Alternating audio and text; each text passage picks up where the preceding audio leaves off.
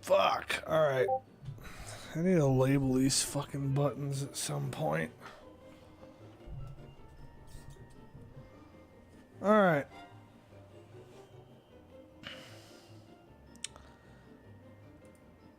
Let's do this shit.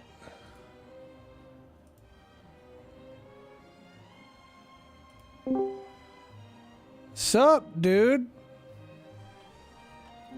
What up, bro? Not a whole lot. Well, okay, that's a lie. There's stuff up. Dope fucking shirt. What? I said dope fucking shirt. Oh, thanks. It's kind of funny. Fucking all of my $7 Walmart shirts get all the comments, and all like my $100 shirts don't. That's usually. Put my phone on D&D so nobody fucks with me. Well, I figured out the outcome of my job situation. Yep. I guess those of you who are in the know won't be surprised. But I don't know. Maybe we'll talk about that a little more later. Maybe we'll just leave that hanging. How's your week been, Chad? It's actually been great, and I'll tell you why. Yeah. We are in like the 60s and low 70s here, which is fucking heaven to someone in Louisiana. Oh, yeah, 60s and 70s are pretty good. Like the high today, I think was 68. Thanks for the share. Oh yeah, I was like, thank God. It's nice to go to work and not sweat your balls off, you know? Yeah, it fucking is. Well, okay, I haven't sweat my balls off in a long time. You know what I mean. So. I know what you mean. It is nice to go to work without sweating your balls off. I do work in a lot of fucking climate controlled areas though. So I had to sit back and think about that for a little bit. Fucking William Santana. Just like the stream. Thanks for that, man. So the microphone is on the opposite side from usual, and I'm having to like cock my head at a weird angle to talk into it. Because I was trying to fix my fucking green screen shit and didn't have time to move the microphone back where it's actually supposed to be. I hear you. So fucking rip that. I'm going on vacation next week. I'm not really going anywhere. I'm just not going to work. That's the best ones, bro. So maybe I'll have more time to stream. Yeah, that'll be 2 weekends, and yeah, fucking. I guess I'm taking a fucking. But when you count the 2 days on the weekends on each weekend, and you count the 5 fucking business days, that's like 9 fucking days that I'm just not gonna be doing shit. Hey, like I said, that's the best ones, dude. I love stay-home vacations. They're the best. And that starts tomorrow night. Hell yeah. So if anybody fucking has any ideas of what types of shitty fucking things you'd like to see me do on stream, well, I got a little bit of time.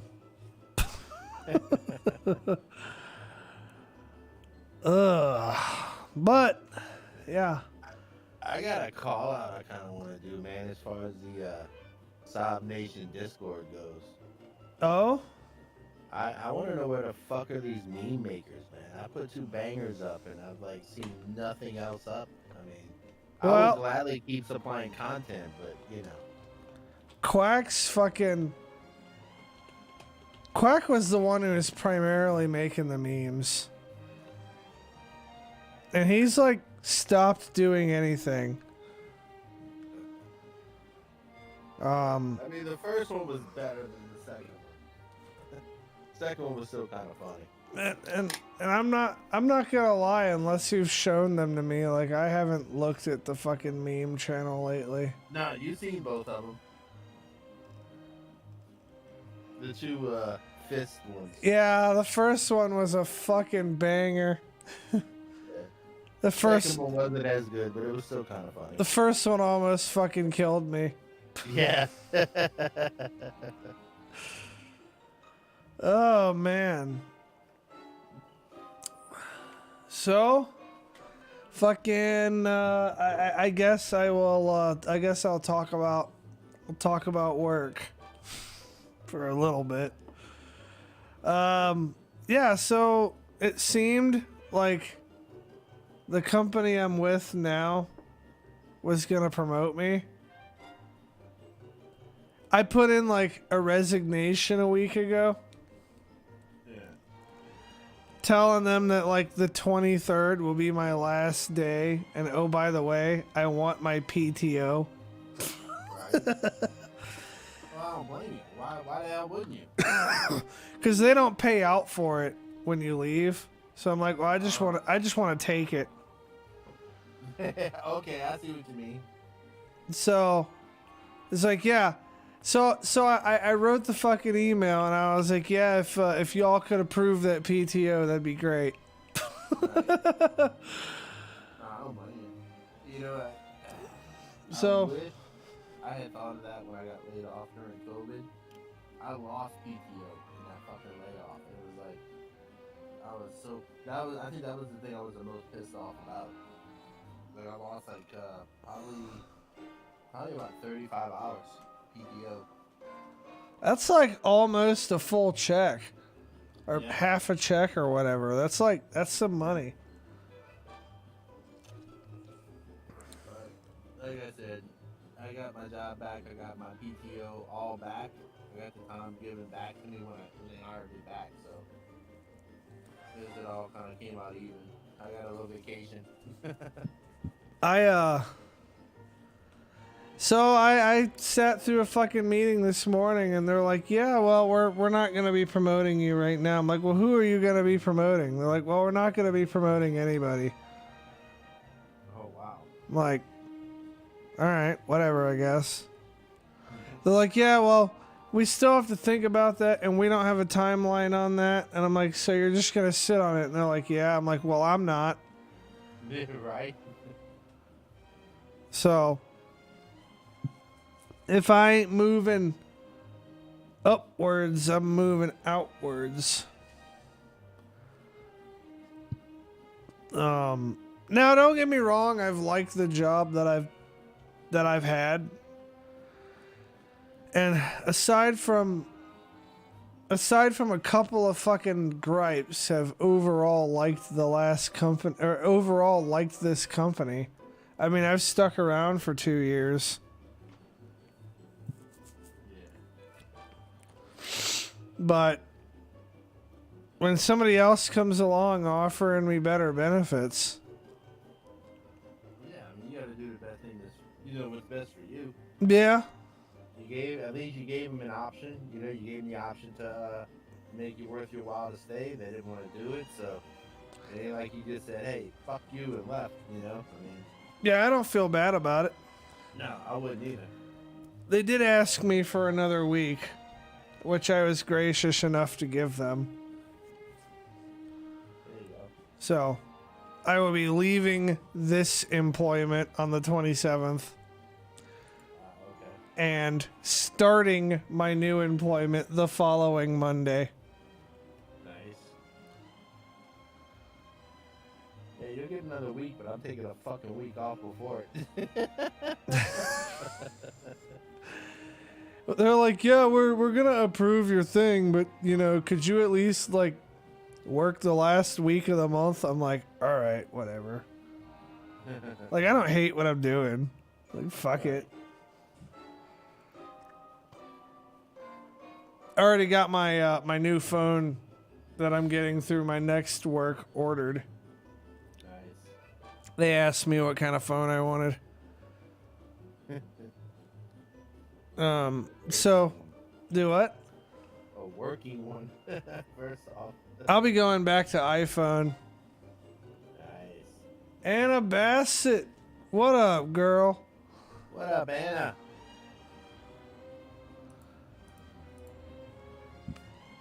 So yeah, that's yeah, I'm gonna have a new iPhone, new fucking Panasonic Toughbook, Sweet. and I'll be working in a place that is three blocks away from where I live.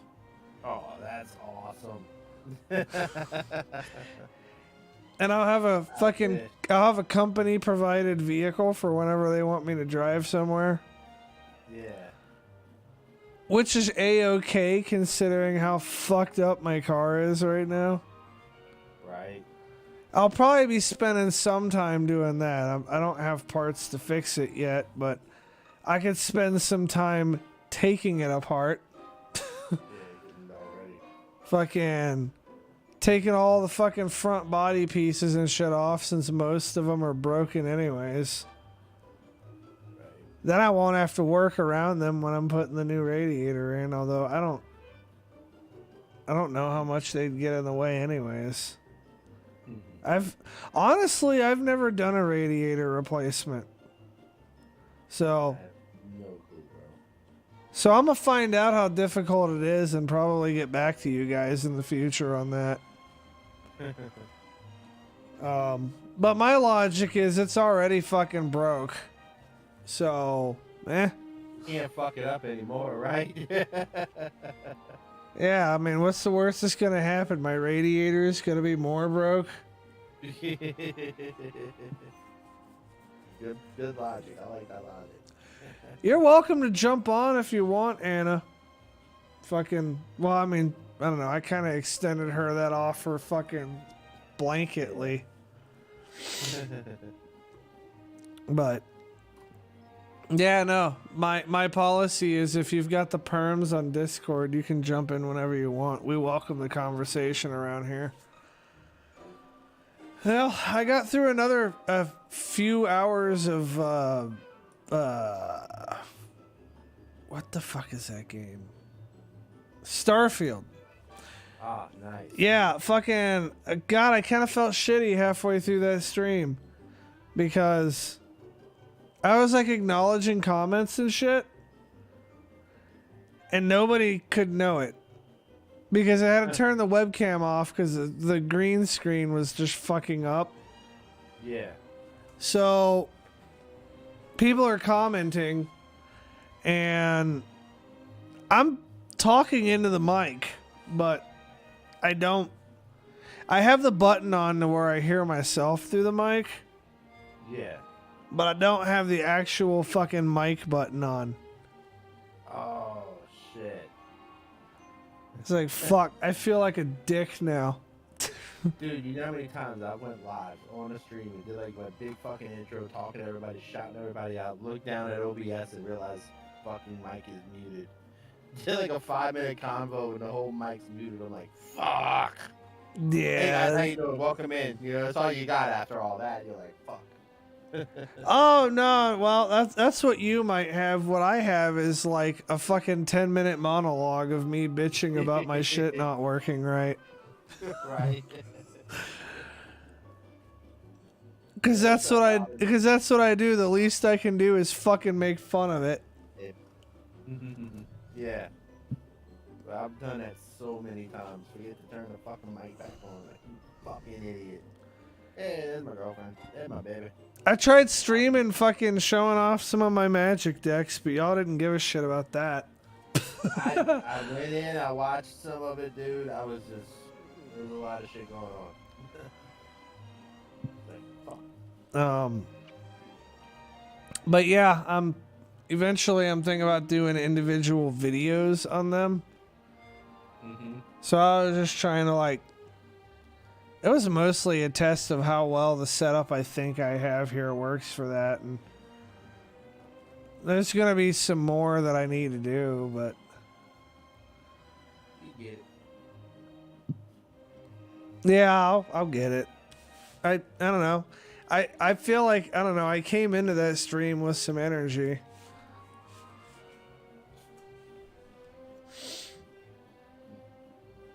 I have to fucking get my blood drawn at some point. Oh, I forget what the name of it is, but like me and a friend of mine have been sick.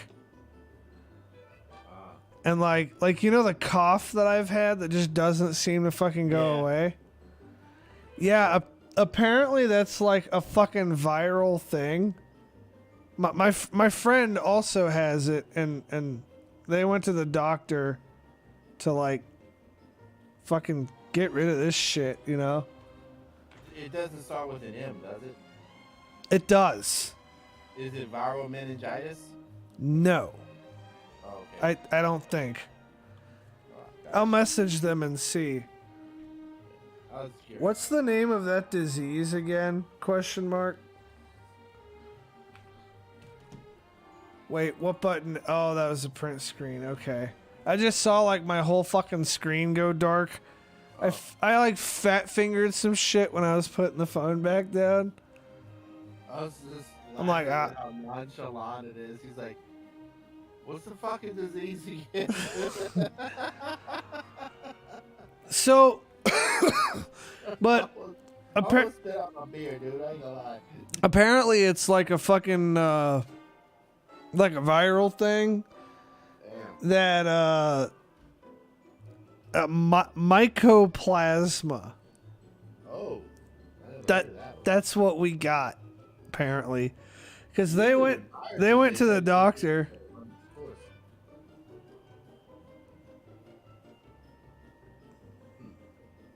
Thanks. I'm talking about it on the stream. So like, okay, they went to the doctor, right? Because we've had the same fucking thing. Like, aside from a few fucking like isolated differences, we've had the same fucking symptoms. And they messaged me back, and they're like, oh, yeah, fucking mycoplasma. I'm like, the fuck is that?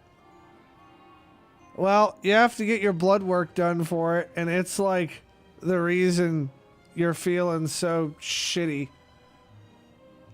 Oh, well, I'm gonna have to get that addressed. Yeah, no shit. Like, well, I've had a cough, and then the other thing going on is that I've just been really fucking tired. Like, non-stop fucking tired, you know? And it's been bothering the shit out of me. Like, I'll just even when I get off of work, right, at like really early, like on Friday, I got off of work at like 1 o'clock in the afternoon, right? Yeah. And that would have been the perfect time to like stream some shit. I did stream some shit. But I didn't stream some shit until like way later that day. Because I got home and I just fucking took my ass to bed. Just wait the fuck out. Yeah, it's like I've been taking constant naps and like sleeping for 12 fucking hours, and I just don't have any fucking energy. But the reason I don't have any energy, apparently, is because I don't fucking have any iron in my fucking bloodstream. Oh. Which I guess means I need to have a fat steak dinner tomorrow. Yeah. That's what I was about to say. What up, Jason? Hey, Tua, how you been, buddy? Fucking Gutierrez over here. Sup, Get your dude? big fucking porterhouse, bro. I'm thinking that might just be... That's probably not the cure to my... I need antibiotics, but... Yeah. But a porterhouse will damn sure make me feel good. You'll definitely need a nap after that. Sick or not. I love me a good porterhouse, man. Oh, hell yeah, dude. Me too. Fucking food... I don't know. Food's like the fucking key to my heart. Yeah. If any of you ladies are out there watching right now... and you're wondering... Fuck a sandwich. I can make a sandwich. Yeah, fuck a sandwich. I don't... Give me a lady that can cook. I'm happy. baby can cook. I'm like, I want a real fucking meal. Yeah, fuck a sandwich. Yeah. For lunch during the work week. Give me some, give me a nice porterhouse steak. Some fucking, a nice porterhouse steak, some mixed vegetables, some french fries, and some Brussels sprouts. That sounds real good. Oh shit. Maybe I'll fucking top. Comments, bro. Comments. I see it. Maybe I'll top that all off with like a fucking. Oh shit! Do they make dark chocolate syrup? I wouldn't doubt it. I'm sure you could get it. You know what I could really go for right now? What's that, bro? I could go for some cookies and cream ice cream with dark chocolate syrup and Reese's peanut butter shell. You know what they call that? Diabetes in a bowl.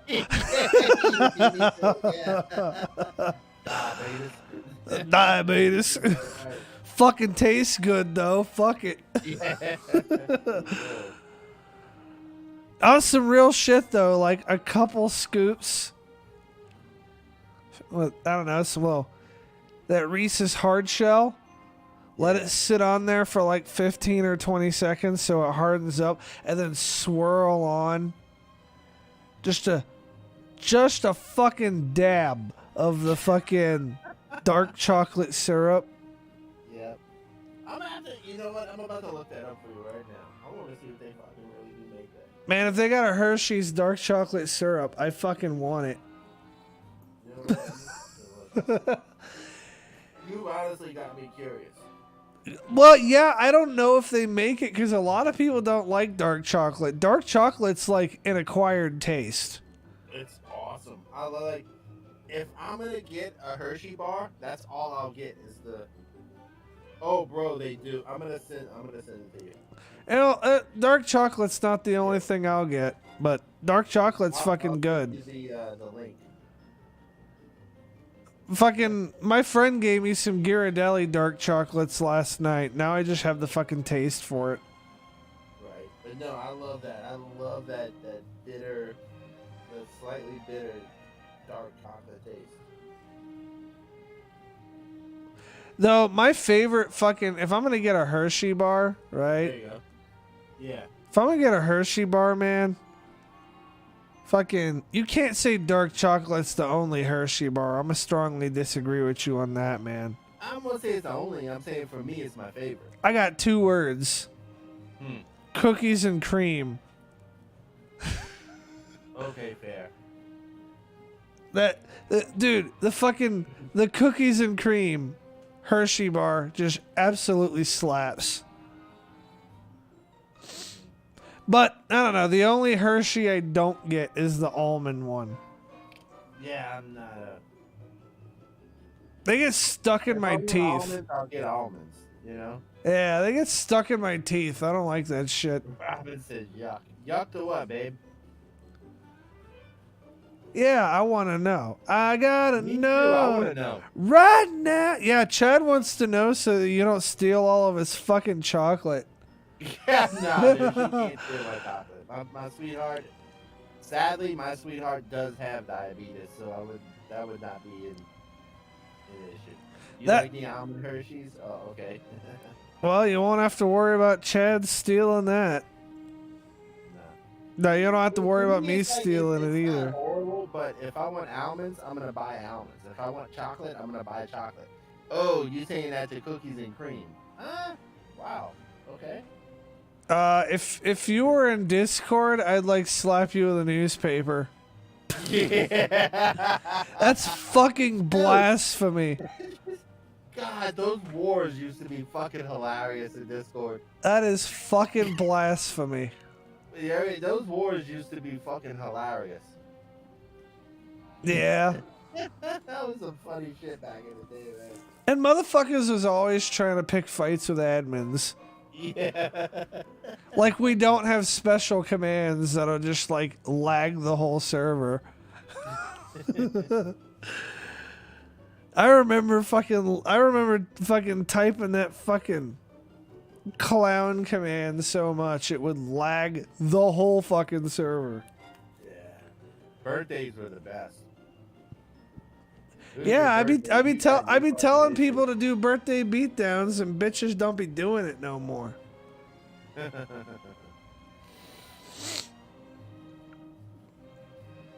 But yeah, I don't even remember how to do all of those commands and shit. fucking, I don't know, exclamation point, whatever it is you want to do. Yeah, I gotta get back into that.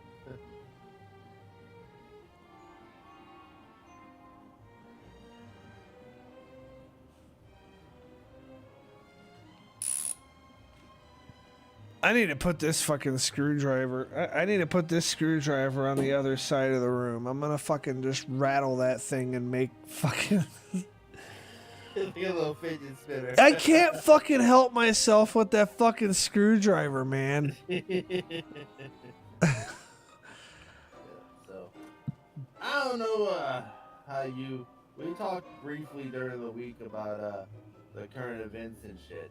Yeah, we But did. I got a wormhole, a slight wormhole that you might. It would probably humor you Oh? about tomorrow. Yeah, what's up? They were saying, and I've seen this online, and we all know everything you see online is not true, which I completely believe. It's absolutely the truth. I've seen it through a bunch of sources. They were saying that Hamas was actually calling tomorrow for the community around the world to rise up on Friday, October 13th, and show support. That they were trying to find funding to make people raise hell. They were calling for terrorist attacks, roughly. And the theory that was brought to me by a coworker, they said, you see how, they're saying that there's going to be different shit that's going to go on, possibly, all over the world tomorrow. And then he goes, do you wonder maybe that's why they tested that fucking alert system? I doubt it. Okay. I doubt it. Fucking, I'm sorry, but the federal government is not that smart. No, fucking, and something that's kind of blown my mind a little bit, just a little bit, is seeing people come out and actually, like, oh yeah, Hamas is doing the right thing, like Americans. Dude, those colleges and shit. Yeah, I saw that. And I'm sitting here like they're committing acts of terrorism and they're fucking killing civilians and shit. They're killing babies and shit. And chopping their fucking heads off. and they're like, well, Israel was doing the same thing. And I'm like, yeah, well, they're not doing it right now, and Hamas fucking is. And they really want to blame Israel for killing civilians.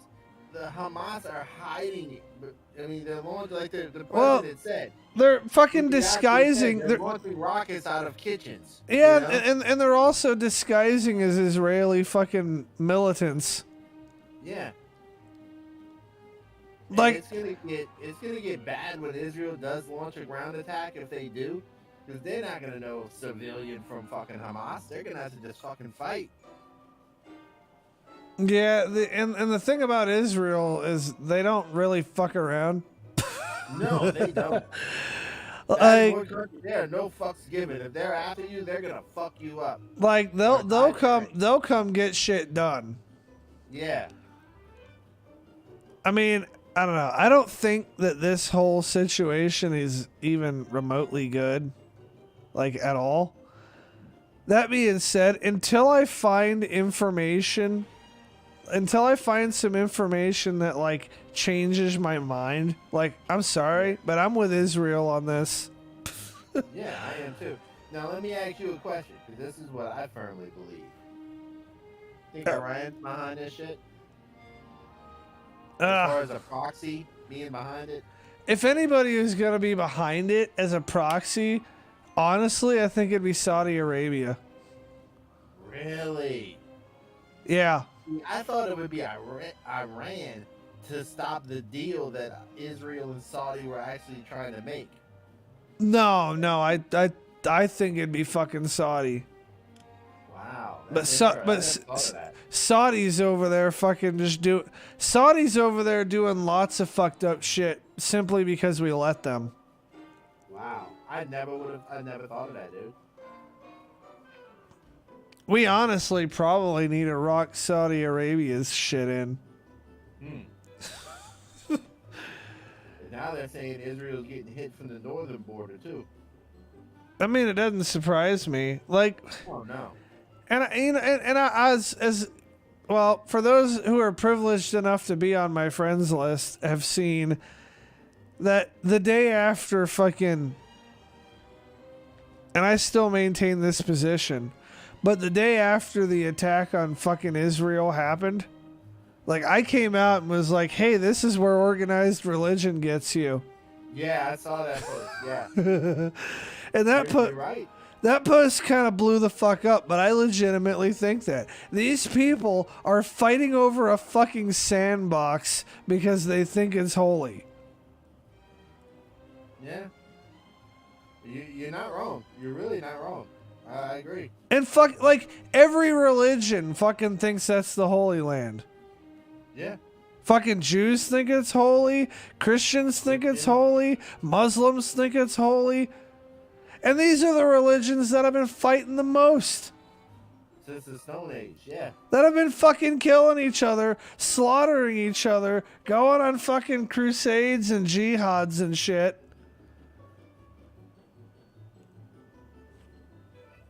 Honestly, I think if you took God out of the equation, you'd have a lot less fighting over there. Yeah. Interesting. I also sometimes wonder if, I don't know. When I was hanging out with my brother, he had some interesting stuff to say that we should maybe fucking actually be trying to be cool with Iran. Because of how much of, you know, dicks that the fucking Saudis are. That really the diplomatic arrangement with Iran should be like a enemy of our enemy is our friend type deal. Yeah. I don't know that I entirely subscribe to we should be helping Iran, but with their trying to manipulate the world through fucking the oil prices and all that other shit, I do firmly believe that, like, Saudi Arabia and fucking everybody there can, you know, go to hell. And honestly, if we were going to invade a Middle Eastern country next, it ought to be them. Think of all the times we fucking stick our neck out for them and how they fucking shit on us every fucking time, and we just let it happen. Fair. Not under President Saab. We're always the Middle East heroes. We're always the ones that go running every time something happens. And to an extent, I don't know. To an extent, that's our fucking job. Like, it's really our country's job. Ever since, like, World War II, it's really been to keep fucking, you know, shit like World War II from happening again.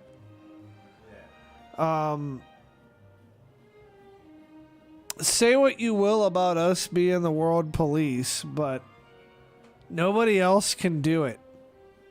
Oh, no. Nobody else has the logistic or military capabilities to even think about it. So here's a question for you.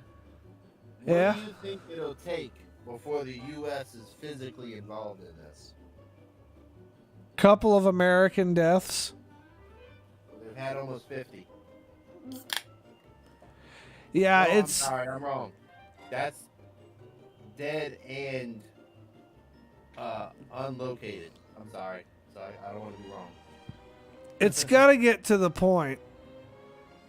It's got to get to the point where it's embarrassing for the current administration. Yeah, 'cause they said that between Americans dead, I think it was 35, and I want to say they said between 10 and 15 unaccounted for that could actually be with the hostages. Yeah, here's the thing. If we actually find out they're keeping Americans as hostages, and that makes its way onto like CNN or something, Yeah. that's gonna force us to do something about it. We can't not do anything about it at that point. I don't know. I don't think that as incompetent as the current administration is, despite how incompetent it is, I don't think the Biden administration is going to really be all that crazy about having another fuck up like Afghanistan on their hands. Especially not this close to election. You're right. That's a bruise. You're right. Especially not this close to election. A lot of people have forgotten about Afghanistan. But this shit's happening right now. And you know what else is happening right now? Yeah. Motherfuckers are running for office. Yeah. So I think it's going to be one of those situations where I think that Hamas is going to kind of toe the line to an extent. Fucking Hamas does not want us over there. No. Because if we go over there, we'll eradicate them within 3 or 4 years. Yeah. And the fucking Turks, the fucking Israel, the Israeli fucking army will fucking help. Oh, maybe the Turks will help us too. It's in their neighborhood. Yeah. Israel's ready to go over there and just wipe them motherfuckers out. The Turks, I can see it. Yeah. Of course, there's a part of me that wonders, and this is kind of delving into conspiracy theory, and I have like nothing to back this up with. Uh-huh. But there's a part of me that wonders if the Hamas strike could have been a CIA op. Really? Yeah, I'm not saying that it was. I'm just like, what if? Because, I mean, it would kind of make sense. After we've pulled out of Afghanistan, like, one of the biggest fucking industries in our country is the military industrial complex. Yeah. So, nobody's gonna fucking keep buying military weaponry if nobody's using it. Yeah. So, I partly wonder if this is like some way for them to just, stir shit up. Yeah. And Just it's... to make bank. Do what? Just to make bank. Invest into the companies that are building the fucking military weapons. Yeah, fucking start buying Lockheed Martin and fucking Exactly. Boeing. Lockheed, that was the company I was trying to think of Lockheed and I couldn't. That's why I said military weapons. Lockheed Martin, Boeing, General Dynamics. Yeah. Those are the big ones. I heard some people. Oh, I listened to this one guy. He's I'm not gonna shout him out because we're on his network, but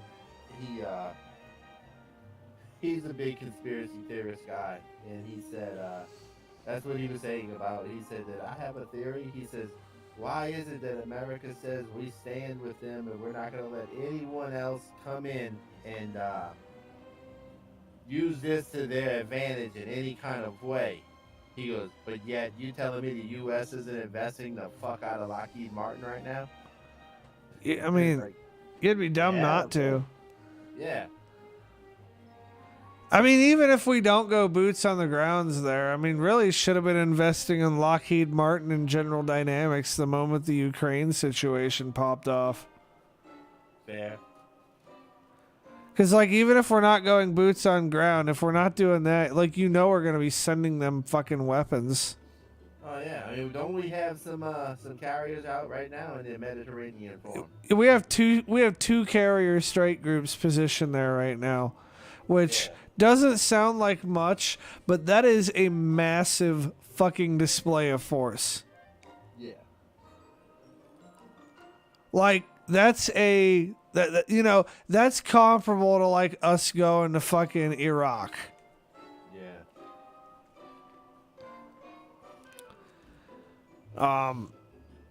Just one carrier strike group is nothing to fucking scoff at. We've got two of them over there.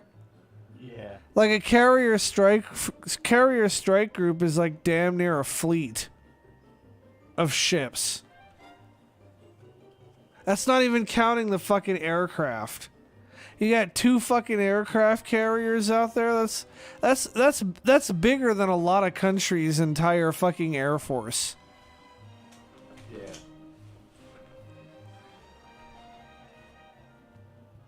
I know that the fucking ship I was on, it wasn't technically an aircraft carrier, but it did do aircraft, and motherfucker, we had a lot of aircraft on there. Yeah,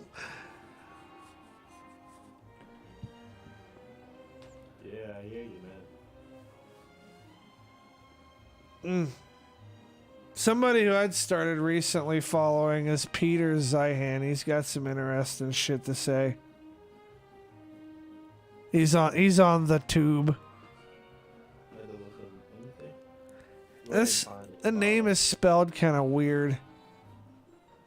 It's like Ziehan. Got him. Yeah. I just typed in the first three letters and found them. Hey, bro, I do want to tell you something, though. Yeah? YouTube. I'm not even fucking around. I literally opened up YouTube just now. Yeah? And I just completely closed the app and opened it again. And sure enough, you're fucking top, dude. Oh, there's fucking... On my shit. There's nobody watching on YouTube. But I'm just telling you, though, like, it says one person's watching. Yeah, that one person is me. Oh. I'm just telling you that it's like, it does come up first on mine, and that's YouTube Premium. If anything, I mean, they're putting you out there. I don't think they are. They're just putting me out there to you. Because you, like, recently subscribed. No, I've been subscribed. I went and looked to see if I was, but yeah, I was already subscribed. Wonder if I can like my own video. I'll go ahead and like it too. I wonder if it would trigger... Nope, it's not triggering fucking OBS for me liking my own shit. That'd be funny.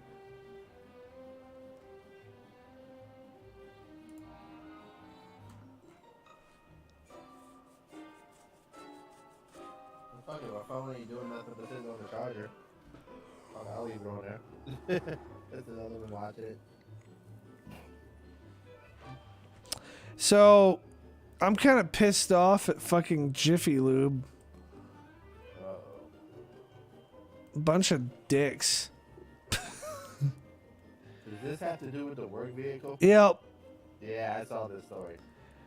So, I had my oil changed on like Friday of last week. Uh-huh. And I'm also pissed at Nissan for this. Fuck you, Nissan. Skid plates have existed on cars for like 10 years. You can't figure this shit out. So, my work car is a Nissan Rogue. 2021. 170,000 miles, if that tells you how much I drive. Nice. I have to get my oil changed every couple weeks.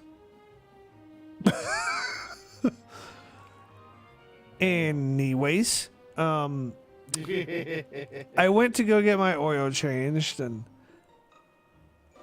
I come to find out they didn't put my goddamn skid plate on right.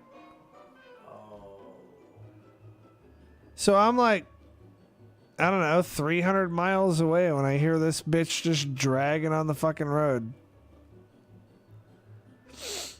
And that's kind of a fucking safety problem because eventually it's going to stop dragging on the road and it's going to lodge itself inside someone's fucking windshield or grill. Right. So then I took off the fucking skid plate. Like, I didn't have anything to politely take it off with, so I crawled under the car on the side of the highway with a fucking hacksaw. And I took that bitch off. And then I had to take off like 2 other fucking skid plates. Jesus. And I'm pretty pissed about that. And they're like, well, we got the correct things to put it on and this. I'm like, well, if you'd put it on correctly, it wouldn't have come off. Like, that's all there is to it. Yeah. I'm like, well, you're gonna get me a new fucking skid plate, or I'm gonna report this shit to the fleet management company. That being said, this was before I was told that I wasn't getting my promotion. Now I don't fucking care. Like, on some real shit, fucking, like, you could steal my work car right now and it wouldn't matter to me. But if you do steal my work car, do me a favor, please, and, like, take the coat out of the passenger seat and the backpack out of the trunk and, like, I don't know, throw those in the parking lot or whatever. Leave them behind so I can get them. Right. And I'll wait a couple of days before I call the police. Give a good run to start, right? Yeah, you know what? If you have the common decency to take my personal effects out of the car, I will have the common decency to wait until Monday to make that phone call. I hear you. Hell, well, I guess if you are gonna steal it, there's a GPS plugged into the fucking OBD port underneath the front driver's side. Unplug that too. Yeah, they don't know where the fuck you're going. And then what'll happen is on Monday, they'll call me, right? And they'll be like, hey, the GPS to the company car is unplugged. Do you know what's going on? I'll be like, no, I'm on vacation. I haven't even looked at that fucking car. Oh, could you go outside and see what's going on with it? I go out, oh yeah, it ain't even fucking here anymore, dude. I don't know. The fuck happened to the company car? I don't know. Maybe somebody took it.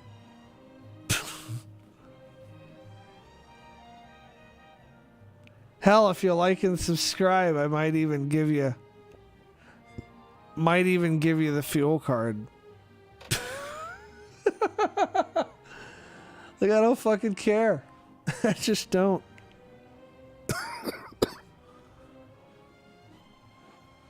Now, don't get me wrong. I'm not mad at the company. I'm not feeling bitter or anything like that. But kind of my standpoint of not caring if like, you know, a tornado fucking takes the company car away is that I'm just like, Mr. Crowley.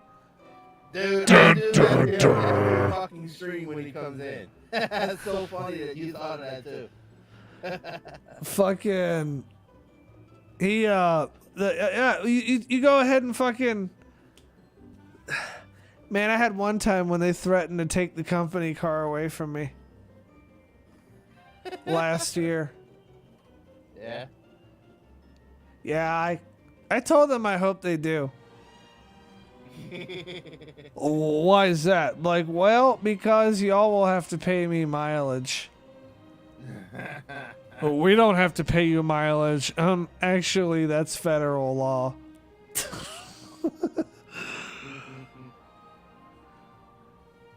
It was like the fucking workman's comp shit that I had to do. I wasn't streaming back then. Fucking, they tried saying that I, you know, wasn't entitled to it. I got hit by a fucking car in the gas station while I was fueling my company car. Damn. I got fucking nailed too. Like, I'm talking 30, 35 miles an hour. Motherfucker was in a hurry, huh? I bounce off the fucking bumper and damn near go through the windshield. Fucked up the whole front end of the car. Holy shit. The dude was in a fucking hurry, huh? It was a girl. Oh. It was a young girl. Wow. Yeah, so she comes out of the car and like asks me what the fuck my problem is. Like, what are you doing in the middle of where cars go? Like, well, I was trying to get into my car so I could leave. My shoulder is completely fucking dislocated. I'm like, you're lucky I can't move my fucking arm or I would beat your fucking ass. She gets in her car and like tries to fucking drive away. And everybody around the gas station like starts surrounding the fucking car. She calls the cops for false imprisonment. Yeah. Wow. Yeah. Was her name Karen? No. Should have been. Should have been. Wow. But yeah, so the cops fucking, well, they took her away. I bet they fucking did. And she was so mad because she was the one that fucking called them. I drove my ass to the ER. Damn. And I was like, yeah, fucking company's paying for every fucking dime of this. I bet. And then I didn't even go to the facility I was headed to that day. I fucking took my ass home. It's like, fuck this. I would think after that, like, yeah. Like, my luck's been shitty enough today. So, she bails out, right? And one of the reasons why the cops took her away is because she had a suspended license. Go figure. And no insurance. Both of those are misdemeanor offenses. Yeah. Which means you may not be arrested for them, but you certainly can be. And the attitude that she had on display, the cop felt more than motivated to do that. So she bails out, and I just found this out, right? She bails out, right?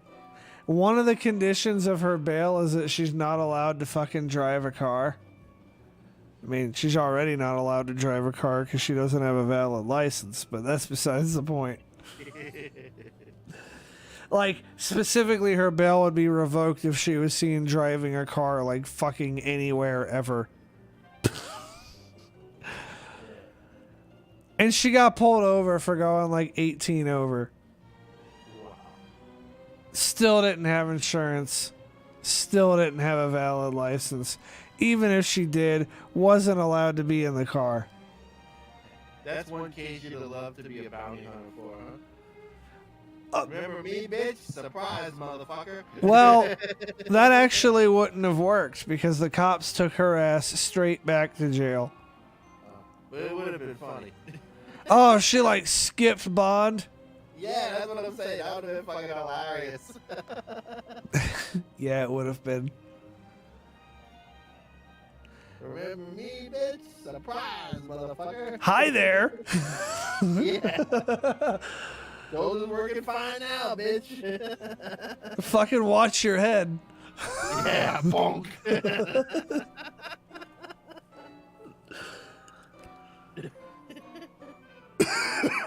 That's when if it's a hot day, you roll your windows down in the front, just crank the fucking heater up full blast the whole way up there. No, that's when I fucking stopped to get lunch. I cracked the window just a little bit, like she's some kind of dog. Yeah. Like, oh yeah, but don't fucking put a fucking Put a note on the window that says, please don't break my window. The fucking, the window's cracked. Yeah. Oh, man. So she's actually now looking at fucking felony hit and run charges because she pissed the prosecutor off. Damn. I won't even get to see her in prison because I'm quitting this job. Yeah.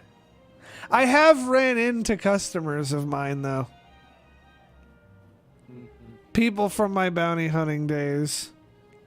Oh, yeah? Yeah, probably the most notable one was in Hutch. Fucking, he's like, man, you ain't making me walk to the fucking jail again. I made this dude walk like a mile and a quarter. Because I rolled up on my motorcycle and I wasn't even expecting him to be there. I was just trying to scope out the fucking house. Dude comes out like, yo, the fuck are you doing looking through my windows? I'm like, oh, shit. Okay, I guess we're doing this now. And I tried calling a fucking taxi, and the taxi didn't want to come. Yeah. And then I fucking was like, well, it's about a mile and a quarter up the road. Fucking heel to toe express that shit. You got lame graffitis, walk. Like, I ain't walking nowhere. I'm like, well, you can either walk or I'm going to drag you by the handcuff chain, and that's going to fucking hurt. So, yeah, let's go. Well, he comes up to me. He's like, "Yo, dog, man, you ain't making me walk again." I was like, "I'm not a bounty hunter anymore. I'm getting paid way too much to even have an interest in doing that." Yeah, well, if you were, you wouldn't be making me walk to jail again. I was like, "You're right. That was too much effort. I'll just break your fucking legs and have the ambulance come get you." Now, as a bounty hunter, you can't really do that, but he doesn't fucking know that.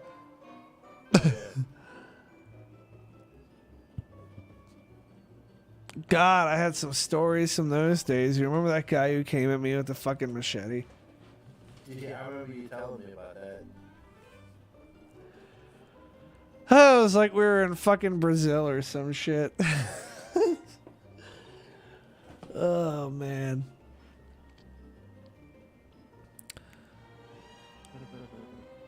You know, if this new job doesn't pan out, what I may end up doing probably, I don't know, maybe if this job doesn't pan out, I might try to get into maritime security.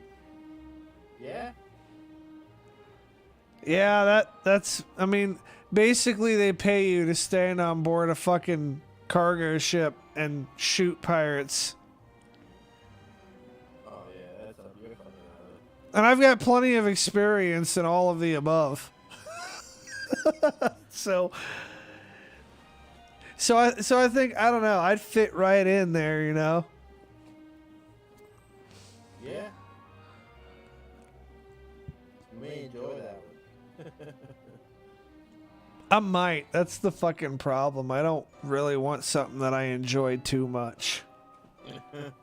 But it'd be like a 3-month rotation, like 3 months on, 3 months off. Like, you basically live out there. Like, they'd be flying you into the UAE and you'd get on a ship there. Yeah. And pirates come and you fucking take pop shots at them. And the funny thing is, there's people who actually pay to do that. I don't know if you knew that. No, I did. Yeah, there's fucking, like, rich people will go out on yachts through the fucking Arabian Gulf. And they'll, like, charge, like, $250,000 for you to come on their yacht with them and go out there and shoot pirates. Wow. Isn't that fucking demented or what? Yeah, I mean, demented and lucrative.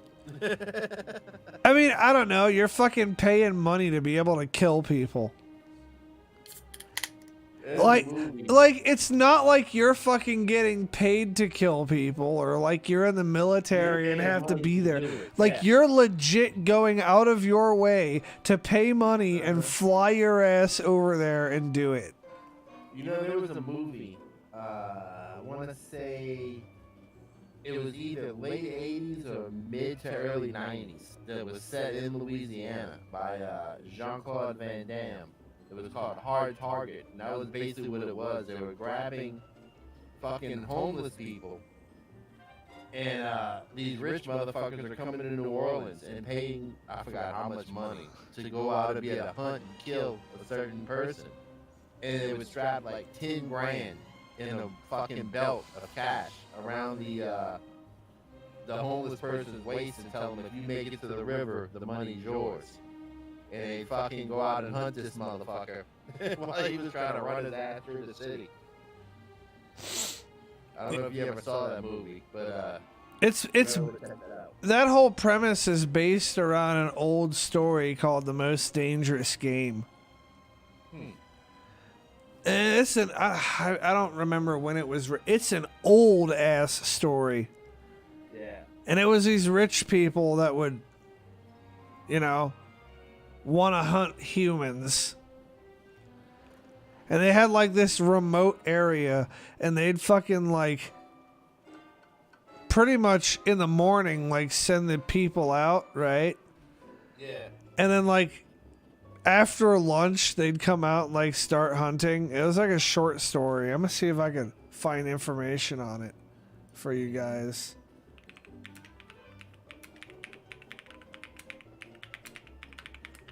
But yeah, it was like a fucking short story. Yeah, the movie was fucking funny to me because they showed one part where he was in New Orleans, Van Damme. He jumps on a motorbike. He says, "I am here to buy you a fouche." You know, with his Canadian French accent. I don't see information about it just yet, but I did find a place where you could legit read the story if you wanted to. Oh, cool. Well, he was gonna hit Bayou Lafouche, and the motherfucker hits I-10, and I'm like, dude, you're not going to Lafouche and I-10. You're going to Baton Rouge. There's a fucking, I guess they made a movie based off the story in 1932, if that fucking tells you how old the fucking story is. Wow. Like, not an original story, like not an original idea. The concept of hunting people. Yeah. But yeah, they'd like take these people to like a remote fucking island. This dude had a whole ass fucking island. Yeah, they gave, on the movie, they gave Jean-Claude Van Damme, his name was Chance Boudreaux. I'm like, yeah, y'all are really fucking trying here.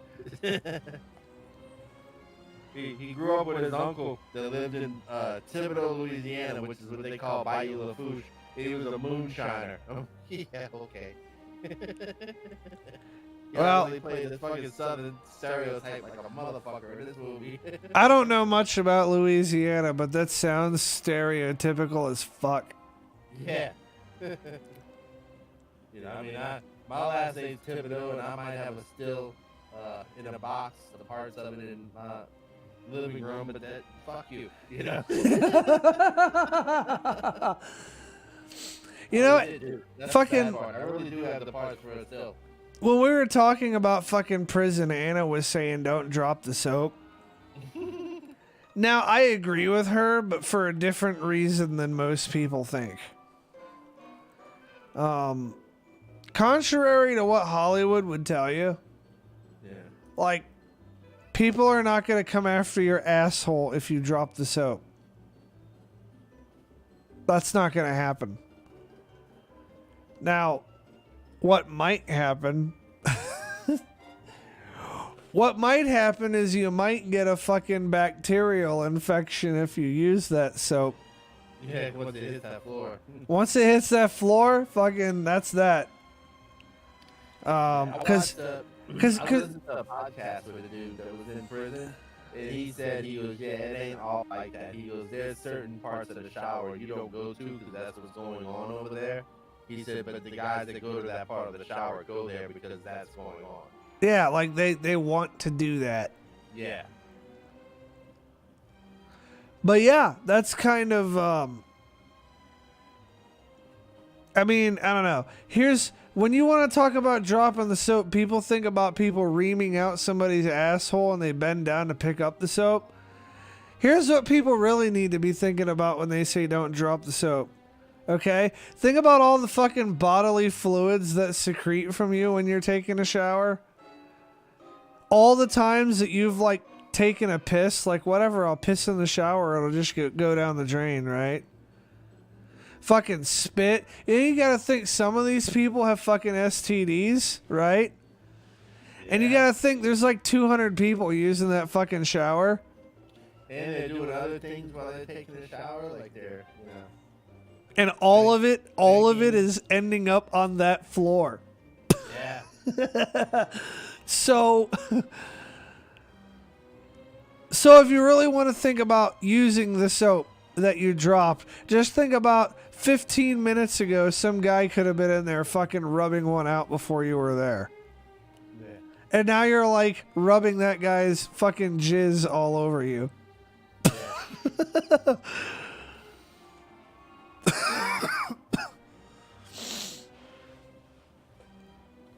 Yeah, you're absolutely right. And that's something that's something I learned in the Navy. I've seen so many people walk into the shower barefoot and immediately get fucked up from doing it. Wow. Like the next day they'd be sick as fuck. Like, yeah. A lot of the people don't realize how important your feet are. A lot of toxins go out, but shit goes in through your feet too. Oh yeah, it does. Not to mention a lot of people do a shitty job at washing their feet because they have to stand on them. Yeah. So yeah, always wear your fucking shower shoes. Like, I don't know, if you're at an institution, man, don't fucking go anywhere barefoot. Just don't do it. Not even in your cell. It's not worth it.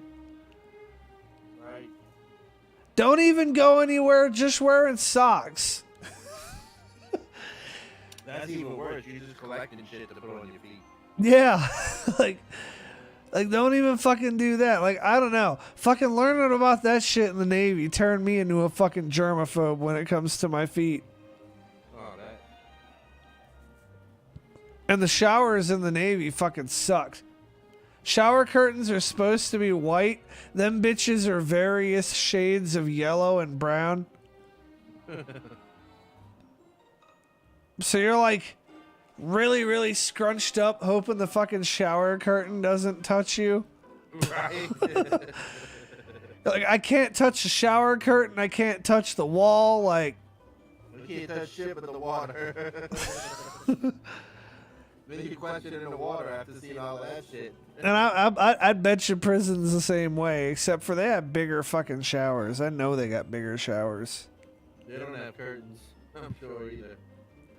Well, no, I imagine it'd be like one of those boot camp showers, what they have in prison, where you're just around a fucking pedestal of faucets.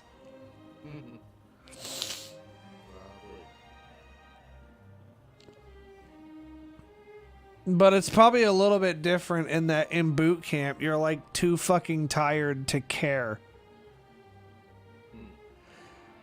Like, people who would otherwise be like, I'm not gay, I'm not fucking going in that shower. Like, in boot camp, you're too tired to care. You're like, fuck it, I'm just trying to wash my balls so I can go to bed. Right. Or go to chow or what the fuck ever is going on. Yeah.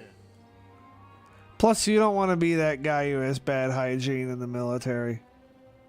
Oh, no. We had one of them dudes on my ship.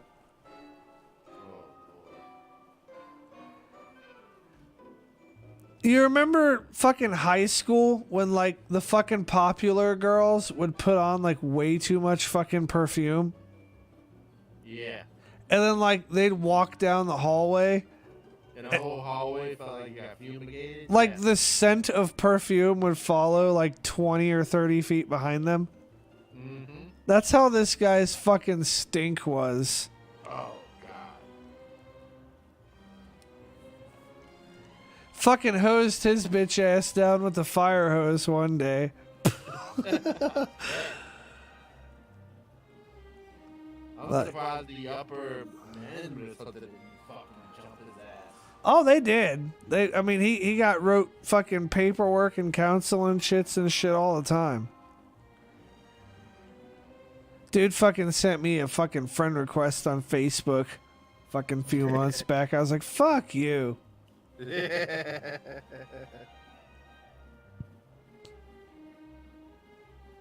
I mean, I don't know. He didn't. I don't understand what goes on in somebody's head to where you're called into a room of like 30 fucking high-ranking people at a DRB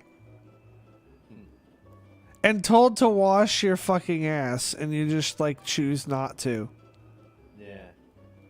Like, honestly, if I had to be called into a room of people like that and had to get fucking talked down to because I smelt like a fucking dumpster, I wouldn't even want to be alive anymore. I'd be so embarrassed. I'd fucking hope the floor would swallow me, you know? Right.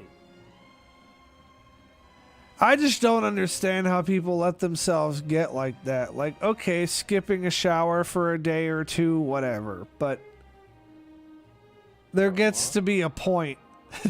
Yeah. There gets to be a point where, like, even you have to be, like, looking at yourself like, fuck, I need to get clean. Yeah, like you would have to be miserable with yourself. And, yeah, I don't get it. And I'm not saying that I'm like I'm not saying that I'm a fucking saint when it comes to that shit. Like, I'll sometimes wear shirts and pants for a few days in a row. Yeah. I mean, they don't stink, so I'll just put them on again. But, oh, there's a part of me that thinks every guy does that. Oh, yeah. But that being said, I mean, I don't know, you gotta have some standards. Yeah. Definitely.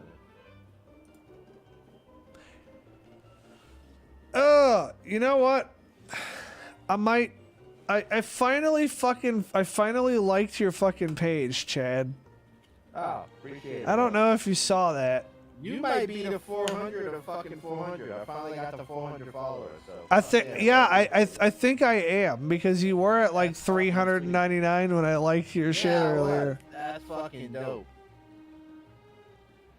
And I was just stumbling across it. I saw some kind of fucking post from it, and I was like, yeah, I probably ought to like this motherfucker's page by now. I appreciate it, bro. I thought you would have had a few more than 400. Well, the page has been around for a while. The problem is I started streaming for another page. We know who they are. And I pretty much abandoned mine for, 2 or 3 years. So yeah, it went pretty much dormant. But, oh well, you live, you learn. Uh-oh. Oh, shit. I liked your page too, man. Hey, I appreciate it, bro. Yeah. That's awesome. What's up? What's happening? Oh, I just got out of work. Nice. Yeah. Man. Tomorrow I'm going to be out of work for like 9 fucking days. What am I going to do with all that time? Rub it in, motherfucker. Rub it in. Fuck you, asshole. I earned it.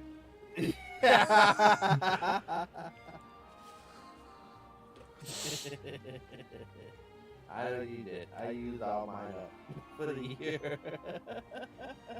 I wouldn't be taking vacation if they'd fucking promoted me. Right?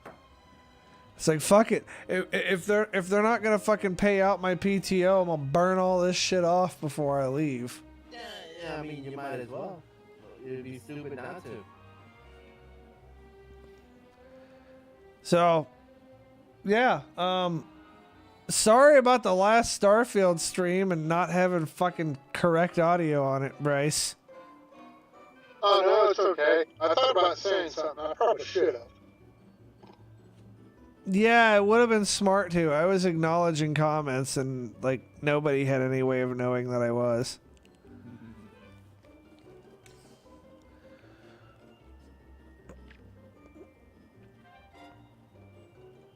I'm gonna have to send Chad the fucking download code for Arena so I can whoop his ass on there. Yeah. We could co-stream that shit, bro. You know what? I'm not afraid. I'd co-stream it even if I got my ass. I don't care. Well, eventually you're gonna get to the point that you're like putting up a decent fight. Send it to me, too. I'll play. Well, you can just go on the fucking Google Play Store and download it. Oh, I'm already downloaded. Oh. I'm playing it. Oh. Well, I didn't fucking know that. You should have told me. I'd have sent you my little fucking link, or my tag or whatever, so that whenever you see me on, you could just like challenge me. Yeah. Yeah, I fuck with it every now and then. They fucking nerfed my fucking One Ring. So that might change the dynamic of a couple of my decks. My main deck doesn't seem to care that much, though. My big artifact deck doesn't seem to care. I don't think Turbo Fog will care either.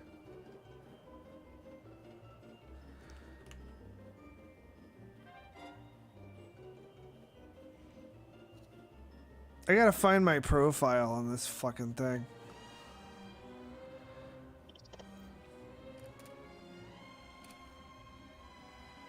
Well, I guess I tried taking a screenshot and it didn't want to.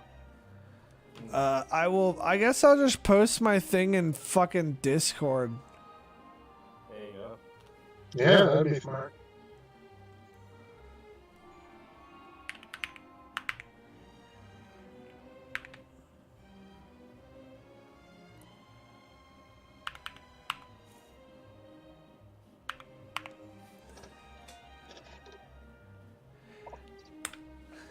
Wonder how pissed off either of you guys would be if the first thing I played against you was Turbo Fog. I wouldn't realize it, and I would be expecting to get my ass kicked, so probably not very pissed off. Yeah. Turbo Fog is like a fucking, imagine if you will, getting slowly choked by a boa constrictor. Oh, fun. That's Turbo Fog. And you'll think you're making some progress, Yeah. and then you'll find out you're not.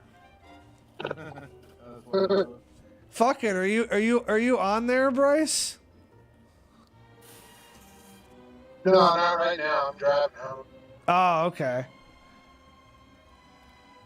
I was gonna say I'll bust out Turbo Fog right now. I've not played Turbo Fog in forever, so I could be rusty at it, but I have a but yeah. I have a Turbo Fog deck on the game. I don't have a Turbo Fog deck in real life, but I want one.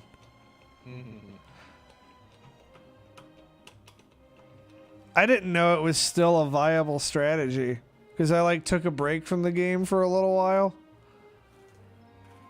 And then I went to a fucking tournament and I like got my ass whooped by a fucking Turbo Fog deck. And it was like, aha! Huh? And I was like, oh shit, this is still a thing.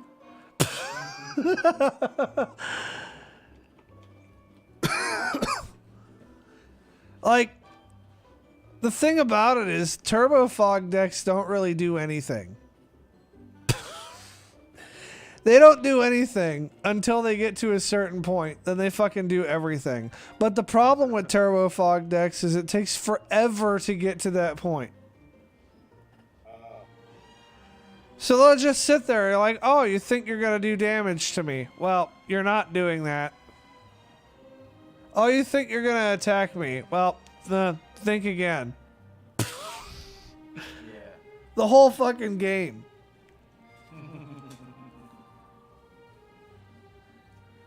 And then eventually they put some combo together that, like, well, kills cards off the top of your deck. And if you have no cards left on your deck, you lose.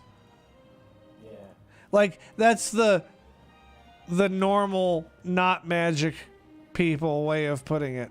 If you cannot draw another card, you lose. Oh, okay. So you don't even lose instantly. It's like you get fucking milled out and then you'll lose when it's your next turn. So it's just pretty much a slow death. Oh yeah, I mean it can be. But it can also be fast. Like I've got my combo mill deck that with some of the new stuff that's been put in the game doesn't seem to be as good now as it once was.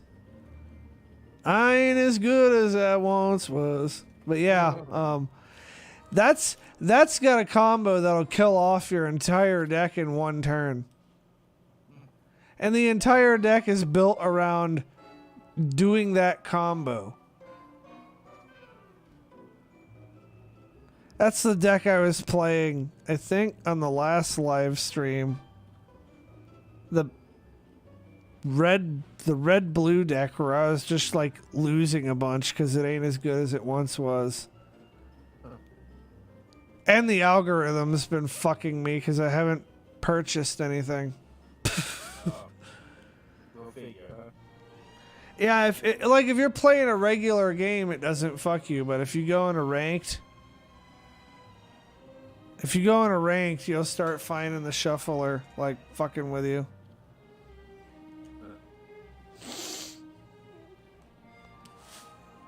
But like, I don't know. If you and me were to sit down, it wouldn't fucking like rig the game. So that gives some people the illusion that it's not fucking, algorithmically fucked with. Yeah.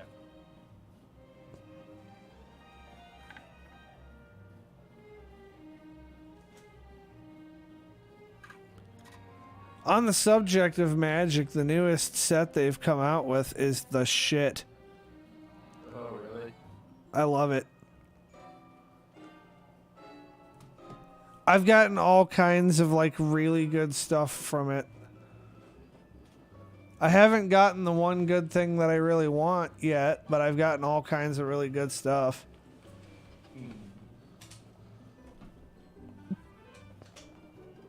Maybe I should get another booster box at some point and like open it on stream. Yeah, do like an unboxing. Yeah. I thought about doing it the last time, but then I got lazy. And the last time I got a card that was like crazy as fuck, and I didn't realize it was crazy as fuck until I actually read it. It's fucking Agatha's Soul Cauldron. I looked at that card, I was like, because I'd set it aside, right? I was like, well, I don't know anything about that. I'll look at it later and I'll check its value. And then I went to check its value and it's like a $60 card. Oh, damn. And then I looked and I was like, why the fuck is this a $60 card? And then I read it and was like, oh, fuck.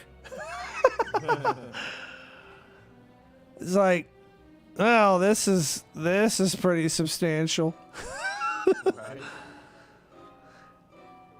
Right.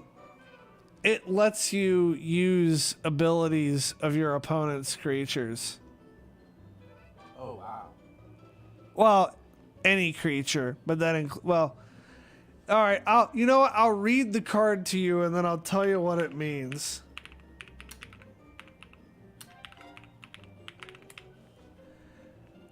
Because reading the card explains the card. That's like the biggest rule of Magic. You're like, the fuck does this card do? Read it. You don't understand it? Read it again. Yeah. Think about it. So, this card, you may spend... You know how there's like the 5 different colors of mana, right? Like, have you noticed that much? Yeah. You may spend mana as though it were any mana As though it were mana of any color to activate abilities of creatures you control. So from there, creatures you control with +1/+1 counters on them have all activated abilities of all creature cards exiled with Agatha's Soul Cauldron. And then it has the ability to where you can tap it to exile a card from a graveyard. Any card from any graveyard. If it's a creature card, you put a +1/+1 counter on a creature that you control.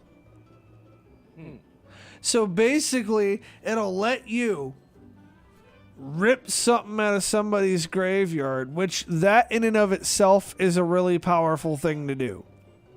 Because it keeps your opponent from ever being able to bring that thing back.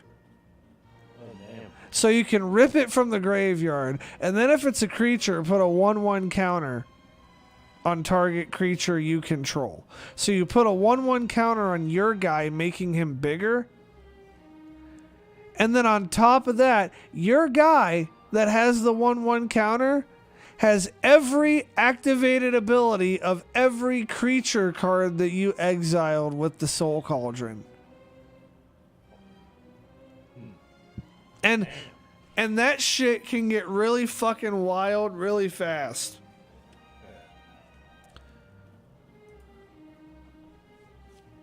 I had flirted with the idea of selling it. I thought about it briefly. And I was like, you know what? I think I'll just keep this fucking thing. Yeah, why not? Well, I don't have anything that it's actively going in right now, but I don't know. I have one commander deck that I'm building and one commander deck that I already have, and I'm trying to decide which deck should get it.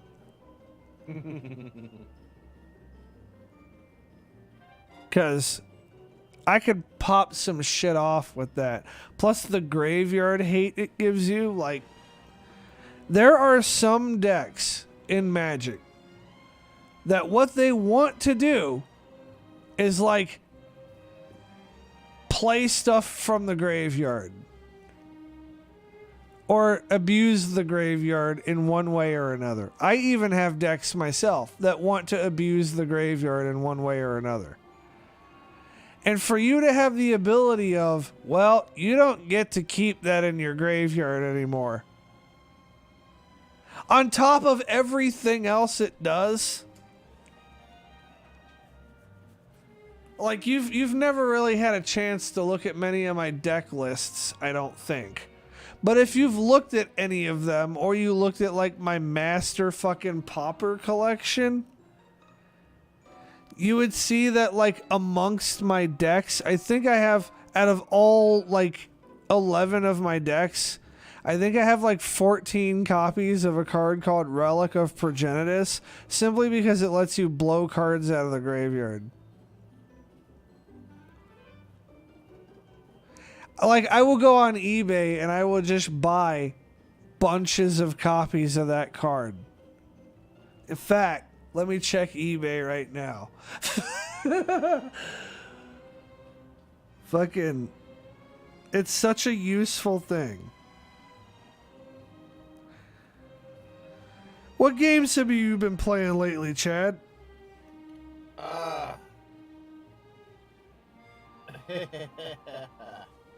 I have my crazy ass addiction, which is Legend of Zelda Tears of the Kingdom.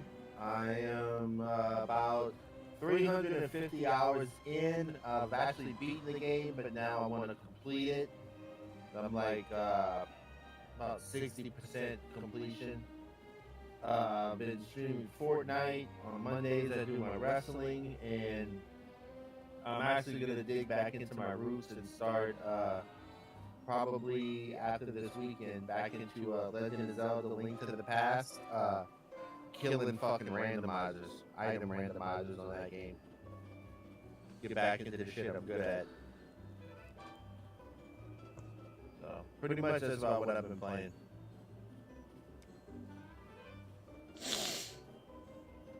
I want to set up for a an actual. I mean, it's not a speed run by legit speed runners, but for me, it's like trying to beat my personal best on the vanilla Legend of Zelda Link to the Past. I think my best time that I've done so far was 4.5 hours. I want to try to actually cut it down below 4 hours. So that's about pretty much what I'm going to be playing. I'm going to get back into playing that game and trying to speed it up. I know I can do it no death. I know I can smoke the fuck out of that game in no death. I've not had a chance to play any of those Zelda games, and I've wanted to. Yeah, Link to the Past is the Super Nintendo one, dude. That's my jam. Oh, I've played Link to the Past. Yeah, that was my jam. Tears of the Kingdom is just so fucking awesome. I want to play the new game, ones. Fuck. I want to play the new ones, the ones that are like on the Switch or the Wii U or whatever. Yeah, that one's on the Switch. I just get lost in that fucking game, bro. I started playing it and I forget what time it is. I've been really wanting to play Breath of the Wild.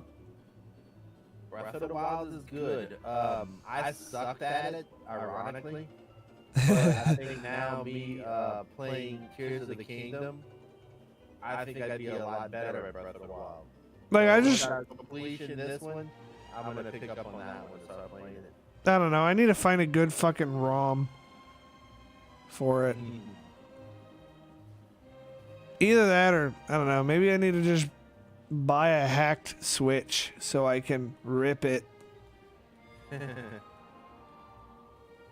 I will say this. Get Tears, buy the cartridge. Don't buy it digital if you decide to buy a Switch. If I buy a Switch so that I can rip games off of it to make the ROMs, I'm going with the cartridge. Yeah, and then don't connect it to the fucking internet. That way you can do all the badass fucking duplication glitches. And Well, get all the shit that I had to work my ass off to get, like, fucking immediately. Well, first off, I have zero intentions on actually playing it on the Switch. I want to make that much abundantly clear. I have a Steam Deck. Right. The Steam Deck will play pretty much anything, well, up to PS3 and some Xbox One.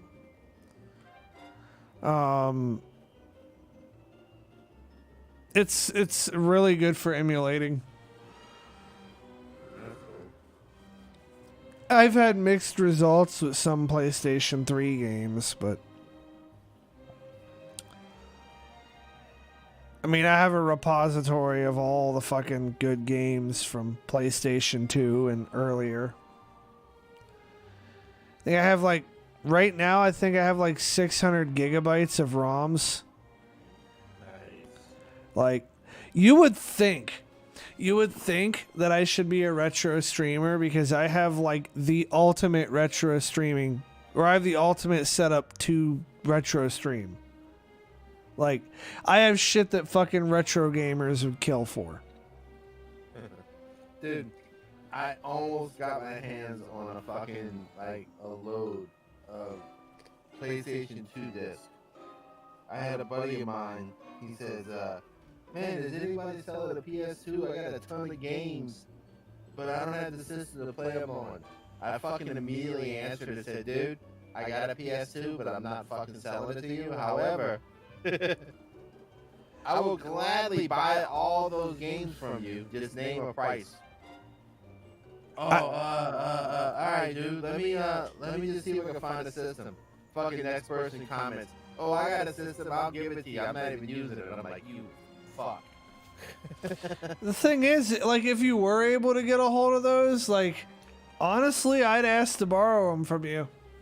Cause I'm like, I don't need the physical copy of the game. Like, I will just rip the fucking disc. Yeah. I'll rip the data off the disc, save it on my NAS, and like mail it back. Yeah, I have, cause like I have a 2, I have a 3, and I have a 4 and a 5. I have the one that I have a classic 1 because I wasn't buying a PlayStation 1. I got a 3 that's backwards compatible. Yeah, you got the good 3. I don't have that 3. And I don't even use it anymore. Because I got the Steam Deck, and the Steam Deck does everything that I have the 3 for. Right? Like, honestly, I got the 3 to play PS2 games. Which sounds dumb. No, it really doesn't. But I wanted something that I could plug into an HDMI output. To a PlayStation fan, that does not sound dumb at all. Trust me. Like, I wanted something that I could plug into an HDMI output to plug into a capture card more easily. Which, there's extra steps even involved in that. Yeah. Because you have to, like, strip the fucking HDCP off of the fucking signal. Yeah, I got the 2 for the 1 and 2 games. My 2, I actually got it when I was in New York. A backwards compatible 3 can't be that expensive, can it? I wouldn't think so. But I would have no use for it because I have a 2 and I have a 1, a modded classic 1. Well, you would have a use for it in that you could get rid of a bunch of devices. Yeah, but I like my devices. I'm seeing the backwards compatible one on eBay for like $200.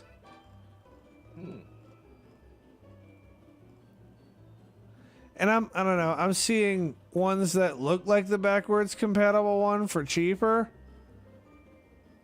But I'm seeing ones that like have the verified fucking serial number series. Backwards compatible, like 200. There's one brand new in box for 500. Damn. That would be kind of sweet. Although the one that I got was practically brand new when I got it because the guy who had it only used it for watching Blu-rays.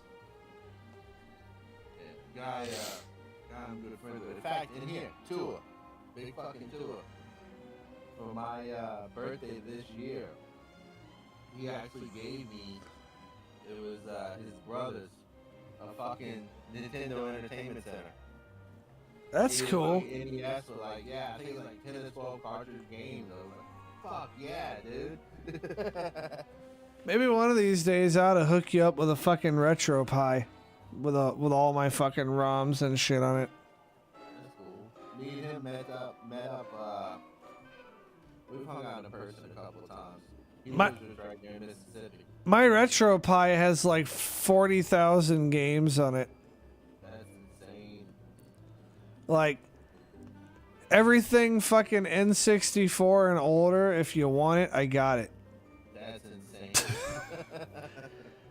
Some of the N64 titles don't run as well on the retro pie as I'd like them to, but, well. They are coming out with the Raspberry Pi 5. So maybe it'll have some better graphics rendering on it and it'll be able to run those better. I know 007 GoldenEye was kind of stuttery on the retro pie that I got. Yeah, I tried playing it. They gave it away on the Switch for free. I played it. It was alright. Well, I guess because I had the Switch controller and I was playing on that system, I didn't quite see what the fuss was about the game, but I think that was just because of where I was playing it. well, a lot of the fuss came from the fact that if it wasn't for GoldenEye, fucking shooting and PvP as you know it would not potentially exist. Yeah, I've heard that before. It completely revolutionized multiplayer gaming. It was really technologically advanced for its time. And it was also made by people who had no idea what the fuck they were doing. Like, I don't know. And 007 GoldenEye is the shit. Like, I just love that game. There's a ROM hack floating around where you can play it as Mario, and all the other soldiers and shit are all bad guys from Mario 1. Like Goombas and the fucking Koopa Troopers and shit. That'd be pretty funny. I've seen it. It's pretty fucking hilarious. Man, I told a girl she looked like a fucking Goomba the other day. That's funny. Thanks for the like, V. Coclager. Oh shit, V's in this motherfucker? I hope I said that right. Yeah, you said V. That's cool. You got Wow. a name. V's Well, the first name. Coclager. I don't know how to say a last name either. It's okay. That's my homie. What's up, girl? What you doing in here? It's late. It's fucking 9:42 where you're at. It's past your bedtime. What, are you her fucking dad now? Hey, man. She might call me daddy. Hey, you better not say that shit too loud with your kidding, girlfriend around here. Nah, I'm kidding. She knows I'm kidding. Hey, She's a good friend of mine. Hey, I'm standing up for her and shit. You're good. No, V's a good friend of mine. We hang out a lot. We all co-stream together on Wednesday nights. Okay. So yeah, they're So whose stream got rescheduled for this shit show? theirs. Oh. I talked with her and her other partner on their page, and we moved the Thursday night Fortnite stream to Wednesday nights, and so I could run this one on Thursdays with you. My condolences on having to play Fortnite. Yeah. You know what though? It's cool as fuck because it's just a bunch of friends of ours. It is like we're just a bunch of friends that play it, so it's kind of like a Kekfest, I guess. We just sit there and just bullshit the whole time we're playing Fortnite, on stream. So it's pretty cool. Cold Clay Sure. Oh, how to say it? I don't sleep. Yeah, I know you don't sleep except when you say, yeah, I know, I'm picking on you. Nah, she's cool people. I'm a bad dog parent. Had to make a beer run and left one of my dogs outside. That's alright, Oh no. Just give him a Fucking. beer. How dare you? Yeah, just give him a beer. That'll be fine. Fucking at least I'm not the only one that lets his dog drink. Dude, growing up, my uncle had a fucking a husky. And every day he would get off of work and literally come home with like a 16 ounce for the dog and pour it in the fucking dog's water bowl, and that dog would sit there and drink a beer with him every day out in the backyard. It got so bad that when someone would come in the backyard drinking a beer, if they didn't pour some in his water bowl, he'd fucking start growling at him, dude. It was That's hilarious. fucking awesome. Oh yeah, my dad loved it. My dad would get the dog drunk, dude. He'd be running from across the yard, get on top of the picnic table. And if you know, a lot of people don't know this, but with huskies, they're closely related to wolves. That motherfucker would be drunk, laying on his back on top of the picnic table. Like, he wouldn't bark, he would like howl and growl and shit. Yeah. I had a pretty fucking bad dog encounter last night. Fucking, you want to talk about a bad fucking dog parent? Was out on a walk last night. This fucking pit bull comes charging at me. Oh shit. I almost shot the fucking thing.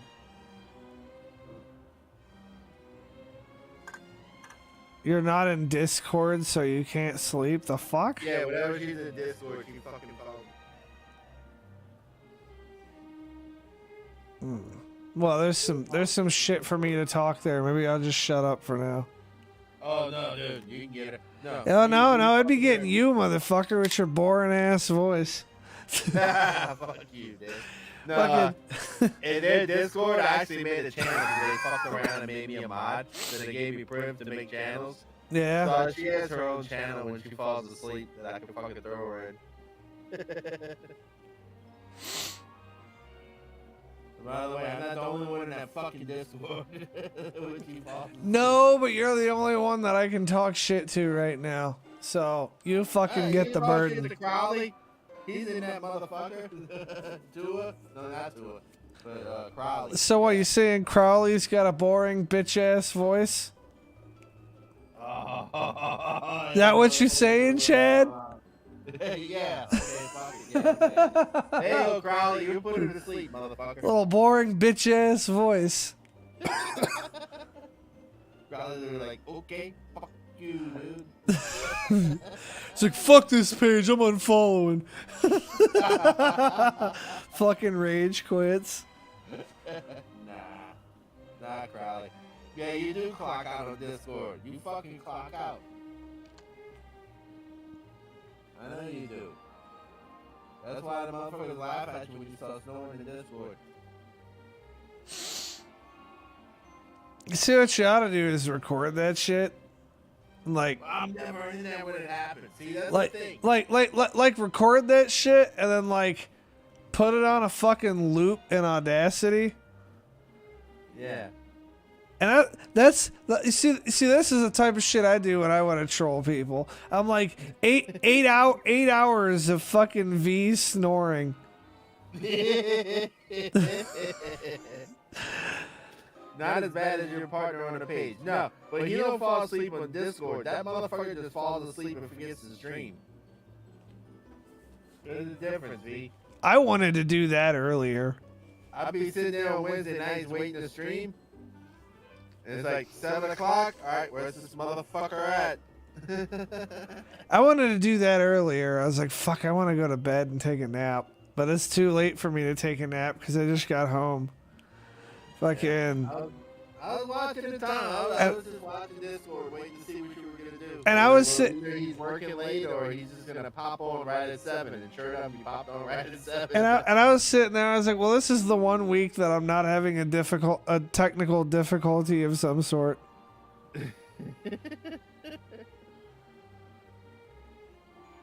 I wasn't in the channel, but I had the Discord pulled up and open on the computer, and I was just watching.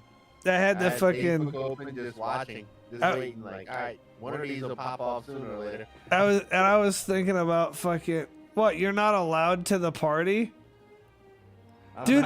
Dude, I have long said that my Discord is like fucking open to anybody who wants in it. I like seriously, like if you're not violating Facebook terms of service, I don't give a single solitary fuck. Join, don't join, I whatever. Won't lie to you. Crowley would crack you the fuck up. That motherfucker's crazy. So let's see. I'm gonna hook him up. I mean, if you want, no, I can't. Invite to disable. Dude, Chad, you. I don't fucking remember. Oh my god! I told you how to do this shit. I know you did, and I fucking forgot. All right. Is it exclamation point Discord? No. Fuck. No, it's not. Jesus fucking Christ. Oh.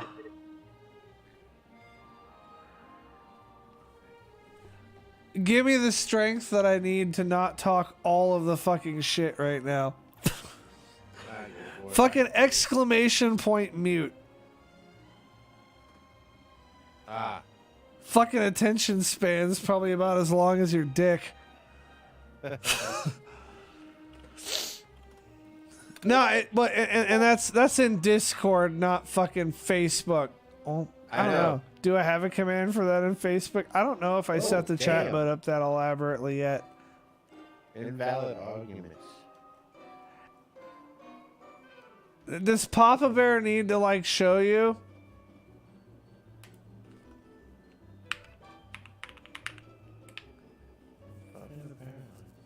Well, I typed exclamation point links in Discord. Yeah, you said, oh, so you were fucking with it. No, I wasn't. You said exclamation point mute. No. I said exclamation point links. I'll pull up the fucking instant replay on YouTube if I need to. No, I believe you. I may have misunderstood. Not that much of a dick. I'll pull it up. I'll pull up because I am streaming on YouTube. I could pull up the fucking VOD. Right? I could rewind that bitch back like 45 seconds and see what the fuck I said. Alright, we'll go for it. Alright, let's see this shit. I thought I heard mute too. Jesus fucking Christ. Oh.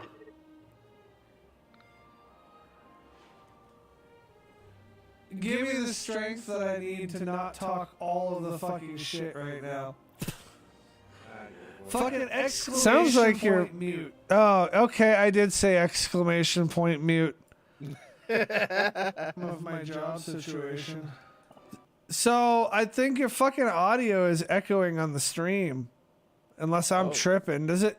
How? Like, does this sound weird for anybody else? Yeah, please let me know. Because if it does, I need to fix this. Well, yeah, the channel's locked in Discord because you need perms.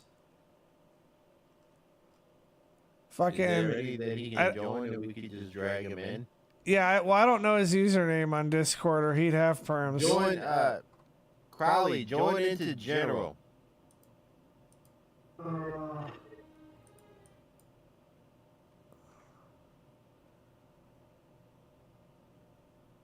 He seems to be echoing quite a bit on mine. I wonder what the fuck that's about. See here. I don't know why it would be echoing. Well, let me try. Well, if I turn off fucking me on the stream, as I just demonstrated, maybe I. Well, if I turn off desktop audio, we're gonna lose background music, I think. Maybe. How's this? Is that any better?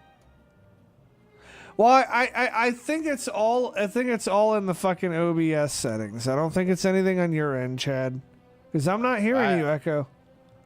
Okay. I just changed something on my end to see if maybe that would be better. I just isolated my my sound. Well, let me see. Let me see if we're doing better. I wish somebody had said something sooner. Right? Me too. Fuck me.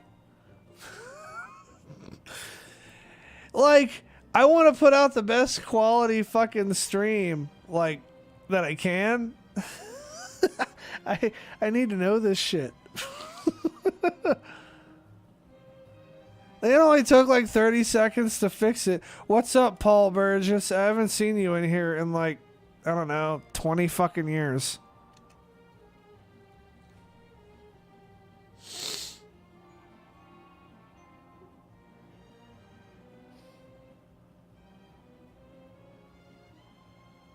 V, you're always distracted. Like a fucking rabbit. Hey, fucking Crowley, what the fuck is your Discord username, guy? I'm trying to message him and tell him what the fuck to do. I told him if he joined into fucking general. Dude, he doesn't even have, he doesn't even have to do all that. Just give me his fucking username. Fuck. All I gotta do is right click on his name and get a few fucking check boxes. But I'm not gonna. Go. I'm not gonna give. Brought him in for okay, cool. Because I'm not gonna give perms to like some random fucking schmuck. Right. But that's Crowley right there. Like, this is an open fucking Discord thing, but we do have like a little bit of a vetting process. All right, there we go. Now I'm in. Sup, dude? What's up, bud? Welcome to the shit show. Thanks. Grab a shovel. Yeah. Oh, I don't need it. I don't need a shovel. I've already got a deep enough hole. I need a rope or a ladder. Well, we don't have any of them. Don't have any no ladders or ropes. Nope. All we have is shovels. You're just gonna have to dig deeper. Well, all right. Maybe you'll end up in China. China. China. China. Oh my God! Fucking Trump's ass. Fucking. Could you imagine him being president right now with this shit going on? I don't. It would already turned into a parking lot. I don't. No, I don't think so. I don't think so. I really don't. I don't think so. I think he'd be more diplomatic than that. I don't think he'd be more diplomatic than that. I think he would try to turn it into a parking lot, and then his military advisors wouldn't let him because it's a stupid idea. Ah. Oh, I mean, I don't know. There's a part of me that thinks it's not a stupid idea because if it was like, I don't know, if a nuclear bomb was dropped on it and it was fucking glassed, there'd be no Holy Land to fight over. Well. That's fucked up. But damn, I like that's probably not the best approach because there's, you know, civilians and children and shit there. Yeah. I didn't think that far ahead. Yeah, that's what they pay me for at work to think. See, I got you verified. I'm trying to find the fucking live. God, we have like 15 million fucking rolls on here. Yeah, you do. It's kind of what happens when shit, we still have a roll for that one guy. I don't even remember his fucking name. Fucking goat fucker. I don't remember. Which one? Well, like, okay, I don't remember the guy's name. Chad probably knows exactly what I'm talking about because he was fucking there. But I can't think of his name. That shit was funny though. Like, something fucking happened to where I was on vacation. So I put Doka in charge of my fucking gaming clan because he's like second in command around here. And this dude fucking, I don't know what the fuck happened, but he got salty and he like fucked up somehow. And Doka had just had enough of it and fucking booted his ass out. Which, when I say I'm going away for a little while, you're in charge while I'm gone, like I fucking mean it. And I'll back up whatever the fuck it is you do. Yeah.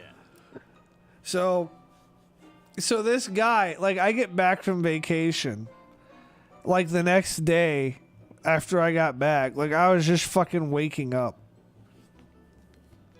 And this guy was in the fucking Discord with Doka, like trying to make demands. Wow. And it's like he's like fucking pulling a Karen. Like I want like Sov wouldn't want me kicked out. Like I want to talk to Sov and this and that. And fucking everybody's fucking pinging me trying to get me on. And like I'm just waking up and I wake up and I see I have like fucking 40 fucking Discord pings. And I'm like, oh, fucking great. Who am I muting now? Because that's like a violation of our Discord rules is to ping somebody for like no fucking reason. And that's what I thought happened. And then I find out this fucking shit show and I'm like, well, you fucking making a goddamn fool of yourself right now isn't gonna fucking get me to let you back in. Bye, Felicia. Dude, you don't fuck with Doka, alright? A lot of people don't know this. I'm gonna be honest. A lot of people don't know this. Because Okay. he's very quiet, he's very chill. But that is a savage motherfucker right there. Oh yeah. And the reason I know this, I learned it the hard way. Because I decided to go into the GTA 5M fucking server one day for the first time. And I went in with two people. Sav and fucking Doka. It got literally fucking ruined for like 30 minutes to an hour. I was fucking roadkill. And I'm like, these savage motherfuckers. Well, Chad got to see that fucking 6.7 kill death ratio at work. Yeah, Like, I don't have that for no reason. Fucking, I don't know. Well, the thing is like, you should have known what time it was. You saw me just straight trash motherfuckers on stream, dude. Hey, I did. You know what? I fucking did it anyway. Fucking one man goddamn army over here. Like I said, I knew it already and I did it anyway. I was like, you know what? Fuck it. I'm gonna show at least I got a pair, and I'm just gonna go there even if I get my ass kicked. That's what I did. Well, you see, Balls deep all the time. well, here's the thing: is back when we were like really operating as a PvP clan on PC, getting your ass kicked was kind of a requirement to being around. Yeah. Because fucking that was like it when we weren't going around trashing fucking servers, we were practicing the art of trashing fucking servers. Dude, So like yeah, once he's not lying. once we run everybody out of the server, we just start shooting each other. Dude, his GTA streams were fucking like classics. Lobby cleaners. Hell And yeah. that's what the fuck they did. You know, I've still got some of the VODs from that saved on YouTube. I need to get somebody who's passionate enough to go through and edit like good parts out to like turn into videos. Fucking V is sending you emotes. I can't see what the emote is because my eyes are not that laughing good. Face. It's laughing face. But yeah, I like. Flirting with you, Crowley. It's all right. Yeah. Nothing out the ordinary. Right. I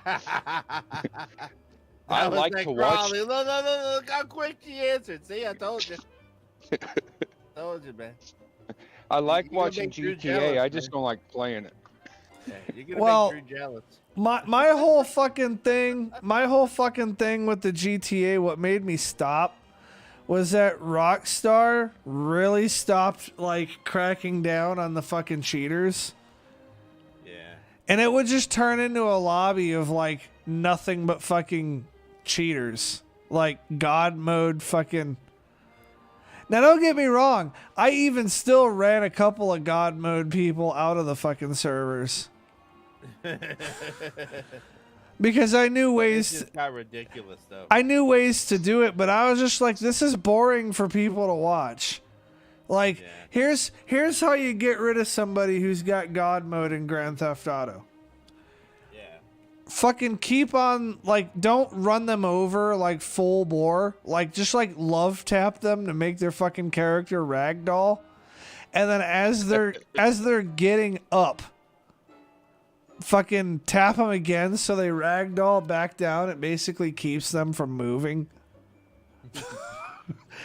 So they can't fucking shoot you or do anything like that because they're fucking ragdolling. And if they don't have any other cheats because they have like some fucking shitty free menu, they'll fucking get pissed off and they'll leave the server.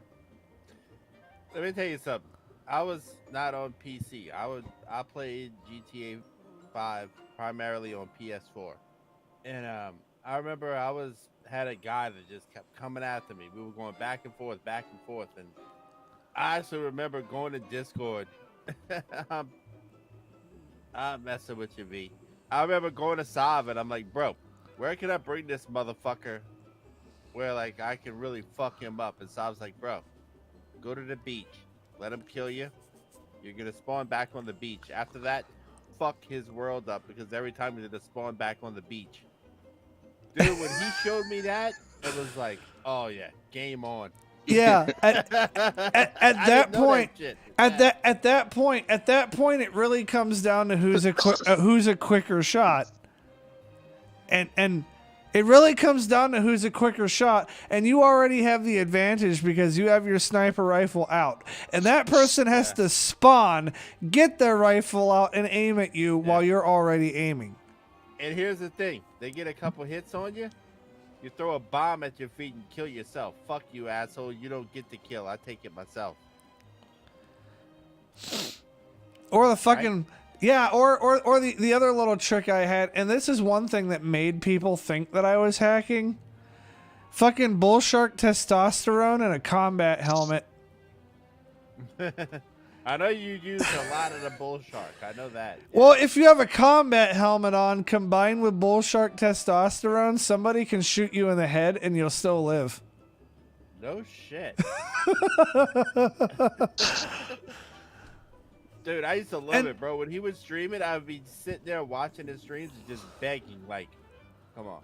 And somebody come out and legit test him. Somebody come out and fucking legitimately test him. And somebody fucking and if you got the fucking armor on as well, it's like somebody fucking shoots you, right? If you have bull shark testosterone, somebody shoots you with the heavy sniper, and the heavy sniper that was the rifle that a lot of people who like thought they were snipers like they wanted to use. And the heavy sniper is good if you're fighting against somebody who's fighting fair.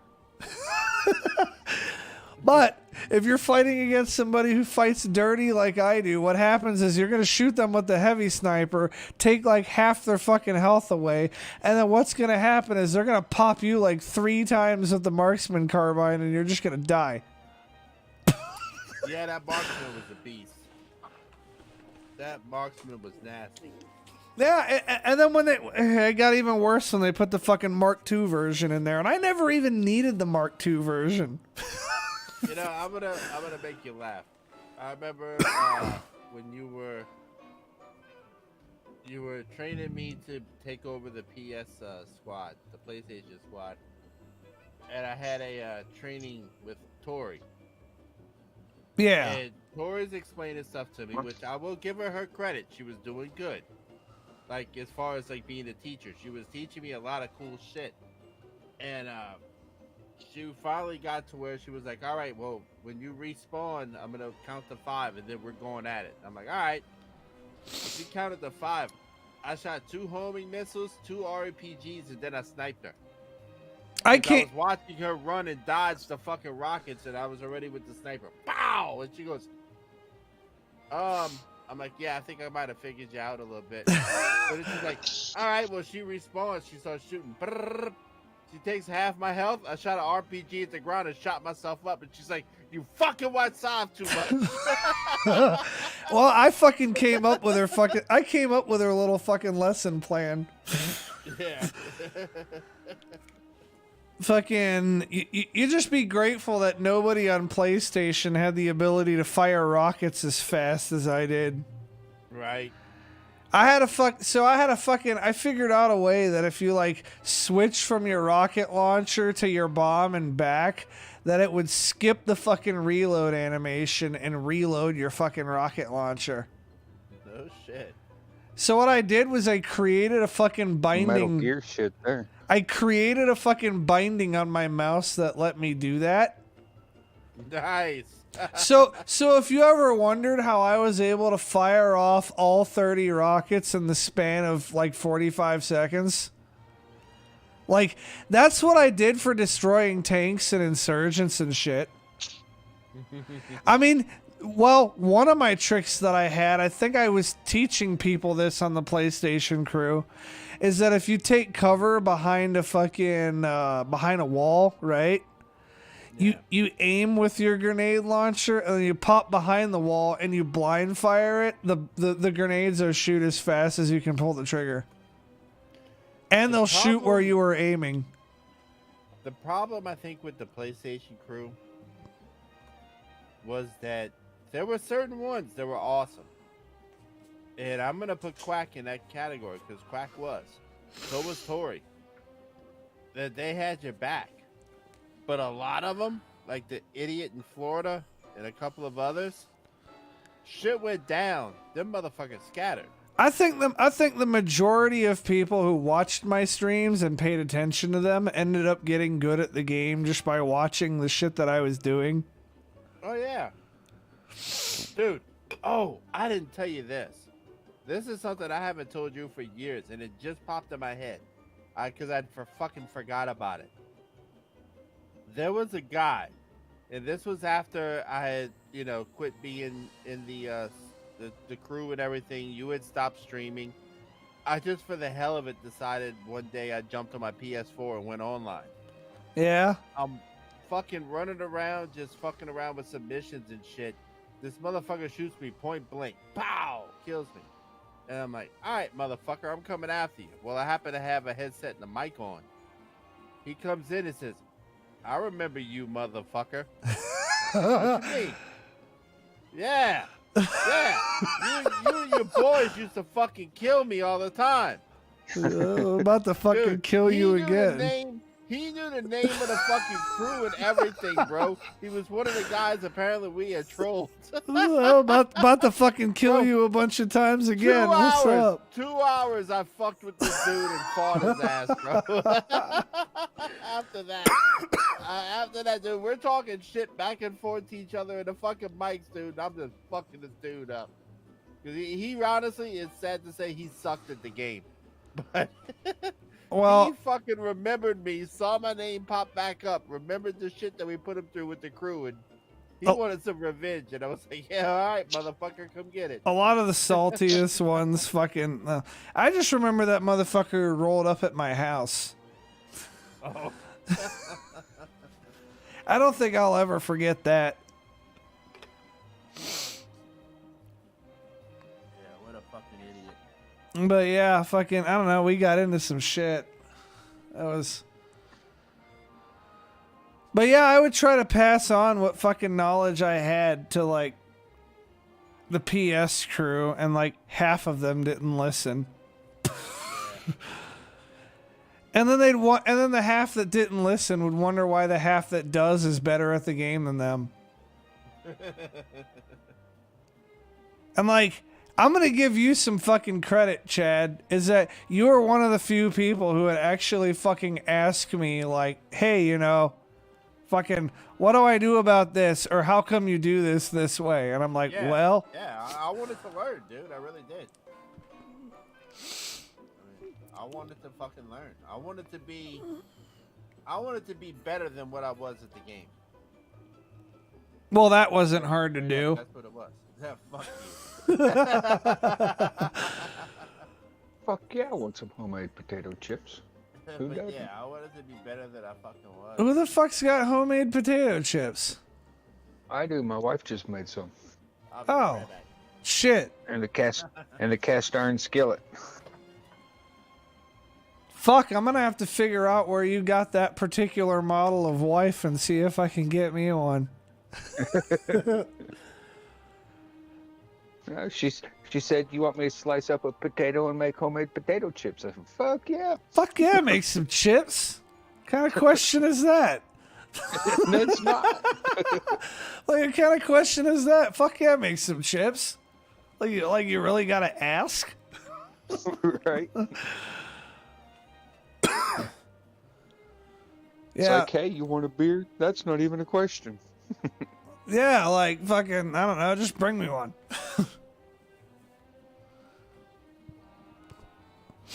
Yeah, sounds like a good wife right there.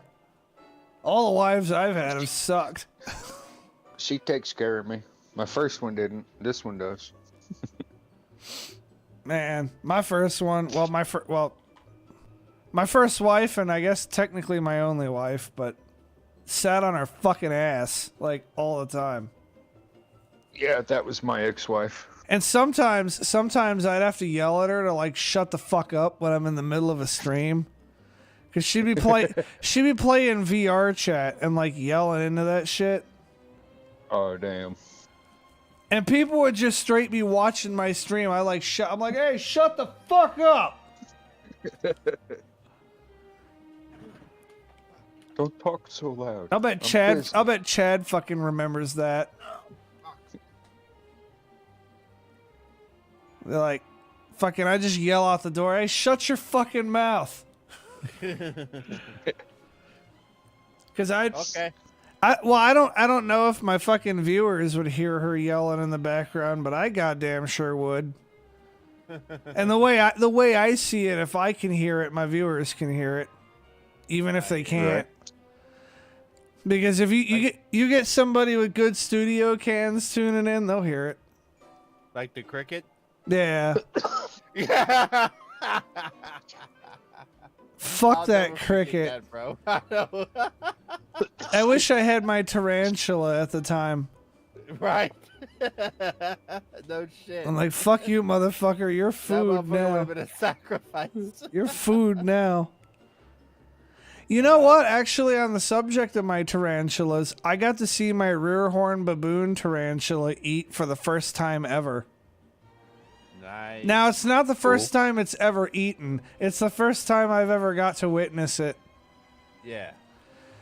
Like, I threw a cricket inside of its little enclosure. Like, okay, that cricket's going to walk around in there for a little while. And I'm going to walk by tomorrow and that cricket's just no longer going to exist. But then I went to go feed the other spider. And I hear a ga-thunk right against the fucking sidewall of the plastic. I look over like, the fuck was that noise? And this motherfucker's got half the cricket in its mouth. Like you hungry bitch. Yeah. Kind of fucking startled me. I almost never hear anything from that spider's thing. Like straight up, and it's a tiny fucking spider at this point. It's like probably about the size of your average wolf spider, which is tiny for a tarantula. Okay. And just ga-dunk right against the fucking wall. Like, fucking Jesus, slow your fucking roll. Cricket's not going anywhere. It's a fucking 2-inch by 2-inch glass enclosure. Or, no, 4-inch by 4-inch glass enclosure. It ain't fucking going nowhere. Right. And man, this spider has like such an intricate little network of tunnels. Fucking rehousing it's gonna suck. Because what's gonna happen is I'm gonna try to get it out of there and it's gonna like go deeper into the tunnels and I'm gonna have to like dig it out. Yep. But we'll see how that plays out.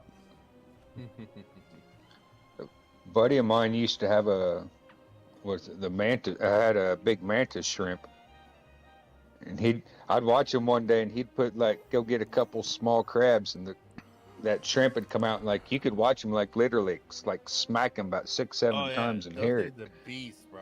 And it was like all you heard was thud, thud, thud, thud, and grab it and take it into his hole and eat it. And it's like, damn. Yeah, there's a guy on Facebook Reels, and he does videos every time he feeds his. And dude, that thing is fucking ruthless. It comes out, it's just like, ow. One of the when mine get bigger, I'm gonna start taking videos of them eating. Hell yeah, bro. Dude, that's gonna get views, bro. It really will. As long as when I'm rehousing these guys, they don't bite me because they're old world. Yeah. I know specifically my sapphire goody, which is a spider that I probably should not have purchased. But it's the spider that really made me want to get into spiders. Yeah. Yeah, it's bite. Well, its symptoms could potentially last months. Oh shit. Yeah, it is believed to be the most venomous tarantula on the planet. Damn. It won't. And you have it. Yeah. Well, that's like down here. They say the most venomous spider in Louisiana is the daddy longlegs. No, it's not. Its fangs. No, its fangs are not thick enough to be able to reach into the skin. But cook one of them, it'd be your last bowl of spaghetti. No, they say that Chad, fangs can't penetrate your skin. That's a fucking folk tale. I mean, I don't know. And let me tell you something about cooking a daddy long legs. I'll tell you something about that, okay? All right. They're not poisonous. You can eat a daddy long legs and you'll be fine. And there's a difference between poison and venom. Okay? I got the most venomous tarantula. I could eat the tarantula and I'd be okay. Right? I could bite the tarantula and I'll be fine. If But- here's the difference between poison and venom, and I'm gonna put this in like fucking redneck talk so that y'all can understand. Fuck yeah. If Alright. it bites you and you die, it's venomous. Okay. Yep. If you bite it and you die, And you die. it's poisonous. Fair. That makes sense. That makes sense. I was Okay. just getting ready to say that right before you. You're right. You're right. Daddy longlegs are neither venomous nor poisonous. It's all a fucking folktale. Honestly, the spider that you got to worry the most about down there is the fucking brown widow. Not the black one, the brown one. Not even a recluse. Well, the Oh recluse, yeah, you should. I mean, the recluse is a concern, but the recluse has the name recluse for a reason. It really does not want anything to do with you. Gotcha. It would rather you left it alone. Because the brown recluse is probably the most popular that's seen. Well, a lot of people confuse other spiders for brown recluses. That happens all the fucking time. I even had that shit happen with one of my friends. He's like, oh yeah, man, I can't go in the garage right now. I got this brown recluse. I went out there to look at it. I'm like, dude, it's not a fucking brown recluse. Like, it's a fucking orb weaver. Chill out. Like, it's not going to bite you. And if it does, you'll barely feel it. Like, spiders are not as harmful as people think they are. Like, my crazy tarantula that has, like, the most potent fucking venom of any of the tarantulas out there does not want to fucking bite me. Like, these spiders need that venom to survive, right? They need that venom to kill their prey. They're not trying to kill you with it. Them biting you is purely a defensive mechanism. And oftentimes they will warn you. Like, they'll try to get away from you. They'll try to flee. And if they can't flee, at least in the case of tarantulas, you'll see them smack at the ground. Like, look like they're biting the ground. Or you'll see it like fucking raise up its front legs in what they call a threat posture, where it like tries to make itself look bigger. If you see it raise itself up in a threat posture, at that point, probably stop fucking with it. Yeah. Because the next step after threat posture would be a bite. Another defensive, and this is a tarantula specific thing, but another defensive mechanism that tarantulas have is urticating setae, or urticating hairs. Like the hair they got on them. Yeah. You ever go through a pet store and you see the tarantula like rubbing its butt? And you're like, oh yeah, that's really cute, or whatever. Or it's like rubbing its butt up against something, or like shaking its butt. Or maybe rubbing its two legs together. It's not doing that to be cute. What it's doing is it's trying to kick those fucking hairs up because it's stressed out. And those hairs will make you itch. And they're supposed to make the tarantula less pleasant for something bigger than it to eat. I hear you. Because it gets all these hairs fucking barbed up in its nose or whatever. And it's like, I'm trying to get rid of these hairs now. I don't care about this spider. It's even worse if those hairs get in your eyes. If those hairs get in your eyes, you're going to have to go to a doctor. Oh, wow. I can imagine. Oh shit. To get those hairs surgically extracted from your fucking eyes. Which is why I have more new or old world tarantulas than I do new world tarantulas, because personally, I'm a little more comfortable with taking a venomous bite than I am getting something in my fucking eye. Right? No shit. I'm like, I've been bit by venomous things before. One time when I was out walking after a live stream, we used to have these Me fucking. too. She took half my fucking everything. We used to have these chats after the streams were over. And we'd sit on Discord for like 2 hours and like just chat. And Chad was there for some of this.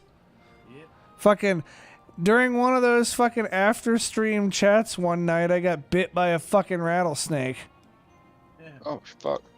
Like as I was walking. Damn. And I was sick for like, I was in bed for like 2 fucking days after that. I'll bet. It's like, oh, this sucks. And to think I used to keep them as pets. Yeah. Fuck that. I'm not a snake I myself, I do not like snakes. I'm all about snakes. A buddy of mine had a, what was she? She was she an African ball python? I think. She was beautiful. She had beautiful colors, but I don't like snakes. And I went over one night. He's like, oh yeah, a snake got out. And I was like, yep, later. I'll see you tomorrow. Call me. We ain't doing that. See, fucking, I'm getting to the point where I'm having like multiple fucking tarantulas. Like, I thought if I ever get another fucking girlfriend or a wife or whatever, which is really not very likely because I don't really be going out and talking to people or anything. If it happens, like one day I might be like, hey, yeah, one of the spiders is loose. And it'd be like the rear horn baboon that like never comes out of its fucking hole for like anything. So she wouldn't really know. She wouldn't be able to know by looking in there. I'm like, yeah, spider got loose. Could you be on the lookout for it for me, please? Well, a buddy of mine had a pair of lionfish. No, those went are over one day, fucking. Those are fucking. Yeah, those are crazy. I mean, it's a beautiful fish, but he had his hand in there all playing. I was like, dude, get your hand out of there. It's like, why? It's like, you realize if one of them, if you get stuck, you're going to be dead within 45 minutes. No. Yeah. It's like, yeah, that's one of the most venomous fish in the world. And he looked it up. He's like, fuck. Yeah, they'll kill you dead. Oh, fuck yeah, they will. Hey, I got one for y'all. They will cancel your subscription to life. I got one for y'all. Down here, as y'all know, we're crazy. We eat bugs. When I say that we eat bugs. We eat crustacean bugs called crawfish. I mean, crawfish are tasty. I don't think that's crazy. I love But crawdads. wait, I could hear eat me out, crawdads hear all me day out, long. Hear me out. Wait, hear me out. I had a buddy of mine do a big crawfish boil, and we got a couple sacks of crawfish. What you do is you take the sack of crawfish, you dump them in a big tub, big metal tub, and you fill it up with water. Some people salt them. You really don't have to, but what it does is, while they're in there in the water, they excrete a lot of the mud that they have in themselves from where they've been. Yeah. So you kind of purging a lot of the mud out, right? Well, the trick is with crawfish is that if you stick your hand in that water, you can come up with a whole handful of them. And because you're under the water, they won't pinch your hand, right? Yeah. So, okay, my buddy's got a sack purging. He's doing this. He's sticking his hand in, coming up with a handful of crawfish, showing everybody like, hey, you know, you could do like this. They won't pinch you. They won't pinch you. He grabs his wife. He says, baby, come here. You got to do it. What do you mean? You got to do it. Like, take your hand in, you know, come up with a handful of crawfish. Just before she does it, all bullshit aside, a fucking cottonmouth sticks his head up out of that fucking tub in the middle of those crawfish. It was caught up in a sack. Oh, fuck no. Dude, he's literally started crying. He was like, I could have killed myself and my fucking wife. Wow. Right? No shit. If you'd have got fucking... if you'd got medical attention in a timely manner, you'd have been fine. But still, like that's Yeah. Yeah, no. They grabbed no, that no, motherfucker with a pair of pliers by the head, killed it. He went back to the seafood place, brought the sack with the fucking tag on it and the snake, and said, I think we got a problem here. Y'all might want to check your fucking sacks. Dude, they gave him a free sack of crawfish for that. He's lucky. shit. Yeah, they're lucky he didn't fucking sue them. No Yeah. shit. He could have. I was like, dude, that's fucking insane. Because I'm one of those. No. I'm guilty.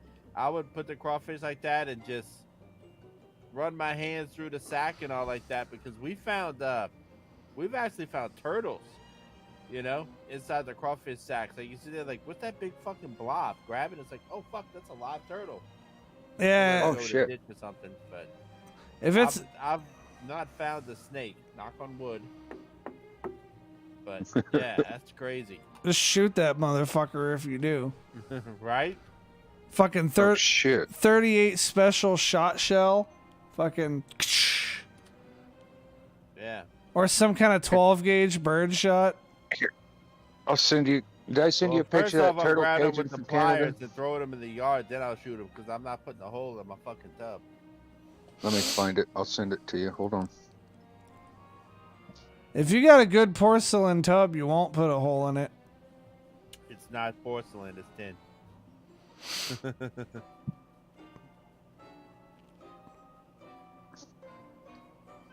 I had an ex-girlfriend of mine put a rattlesnake under my fucking in my work truck. Whoa, fuck God that. damn. Those Oh, are homie, that's dinner. those are the kind of exes I got. That turtle was behind my boat when we were in Canada. I was going to go fishing one night. For like 10 minutes, we had a Mexican standoff. I said, yeah, I don't need to go fishing that bad. I need it. I'm a forward it to Sav. I mean, from head to tail, that turtle is about 4.5 foot long, and probably about side to side on the shell was probably about 2.5 foot. That ain't a turtle, fam. That's a I'd have tortoise. fucked that turtle up. I'd have fucked that turtle up because that's fucking dinner. That's Nah, delicious. fuck that. That dude's been alive long enough. You just as well let him live. I was going to No, say fuck that, that. just That by tastes looking good. at that fucker's probably about 100 years old, if not more. Yeah, fuck it. Yeah, fucking leave him alone, Chad. like, I haven't seen the but- shells I haven't. But also, that turtle knew what he was doing, though, because he always hung out under the fish house. Yeah, you sure did. I got 2 shells in my storage unit. The alligator snapping turtles. One of them was from an 85-pounder. One's from about an 80-pounder.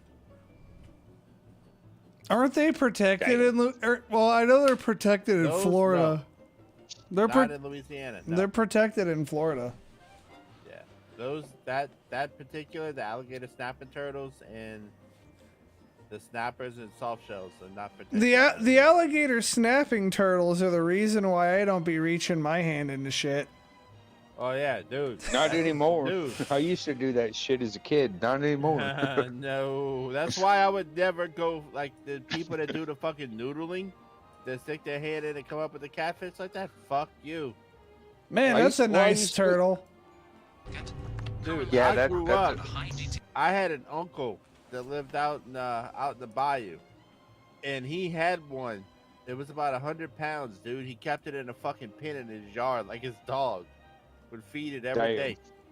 And I remember being a kid, and he showed me one time. He said, "You ever see this?" He says, "This is why you don't just stick your hand in there. You know those big, like wooden handled brooms? Yeah. Big straw brooms with the big one hand. Put that in there, bro. That motherfucker cracked it like a fucking toothpick." Oh, yeah. I didn't. Oh, they I don't was fuck like, around. "Woo-hoo-hoo-hoo-hoo." I didn't even need a hands-on demonstration. I was just told, hey, if you fucking stick your hand in a random hole and there's an alligator snapping turtle there, it'll take your fucking Coming back hand with a off. nub. Yeah. You, And ain't, I- and- you ain't gonna have a Mad hand. motherfuckers, dude. And to be honest with you, I don't know, maybe it's me being a kind of smart person, but fucking being told that was enough to make, like, I didn't even have to see a hands-on demonstration. I was just like, all right, We well, used to hunt 'em. I was like, all right, well, I'd prefer not to lose my hand, so I won't go sticking it in any holes. Right? We Right. used to hunt them. Yeah, we would hunt them because you'd go out in the swamp, be out in the canal. You'd see a big trail of bubbles for like 10 or 15 feet. You'd see the bubbles all over the place. It was like, all right, we had a 6-foot pole with a fucking hook on the end. And what you'd do is you'd go about, I don't know, about 2 or 3 feet above, like before the bubbles, and you'd bounce that bitch off the bottom. What you would try to do is catch them above the head, but below the shell. You know what I'm talking about? Like that little clearance right there? Yeah. Yeah. And you'd fucking hook them. And if you hooked them with that, you'd pull them up. And once you got them up to the surface, you had somebody with a rifle. And as soon as they could see the head, just pow! Not fucking, not fucking worth it to me, bro. For the meat? Yeah, it was. Not fucking worth it. Well, see, here's the thing, okay? Fucking, I'll buy that meat off of somebody who's stupid enough to do it. Yeah, you could for about 15, 20 bucks a fucking pound, or you can get it yourself. I'll pay the 15 or 20 bucks a pound. I don't give a fuck. I got money. Well, because when I'd walk through the river, I had a metal pole. Well, there's a metal fence post. Oh, the yeah. round ones. If you did it And with I like would- a gaff hook or something, that would make sense. Well, Well, that's what when I I- said. We had a 6-foot gaff and a rifle. You'd hook them with the gaff, and once you pulled them up, you'd pop them with the rifle and then flip them in a fucking boat. Okay, I didn't hear you saying you had the gaff part. Oh, no, we had a 6-foot like fucking pole with like a hook I on the end. thought you Yeah. were I thought you were reaching in there and just grabbing that Oh, bitch, and I'm hell like, and no. I'm like, No, no, no, I'm no, like, no, I'm no, like, I'm no. like, if that's how you fucking hunt turtle, that ain't worth it. I'm gonna No. pay somebody who's dumber than me to do it.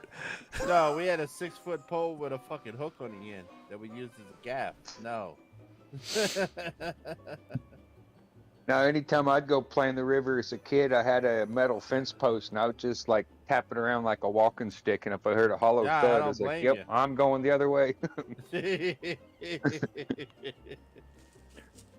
Yeah, But in but in the river though, we played in, there were also big flatheads, probably 50-pound flatheads that I really don't want to get eaten by a flathead either, because I was only like Right? 7, 8 years old.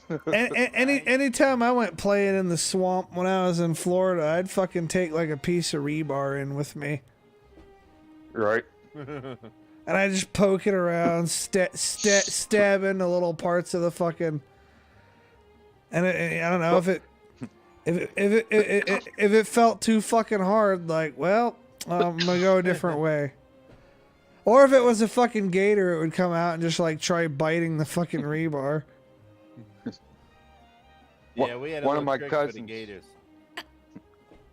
We had a little trick. I used to have fun wrestling gators when I was a kid. You get out in the canal, and we had a little bit of a rule. We were humane when we'd hunt gators.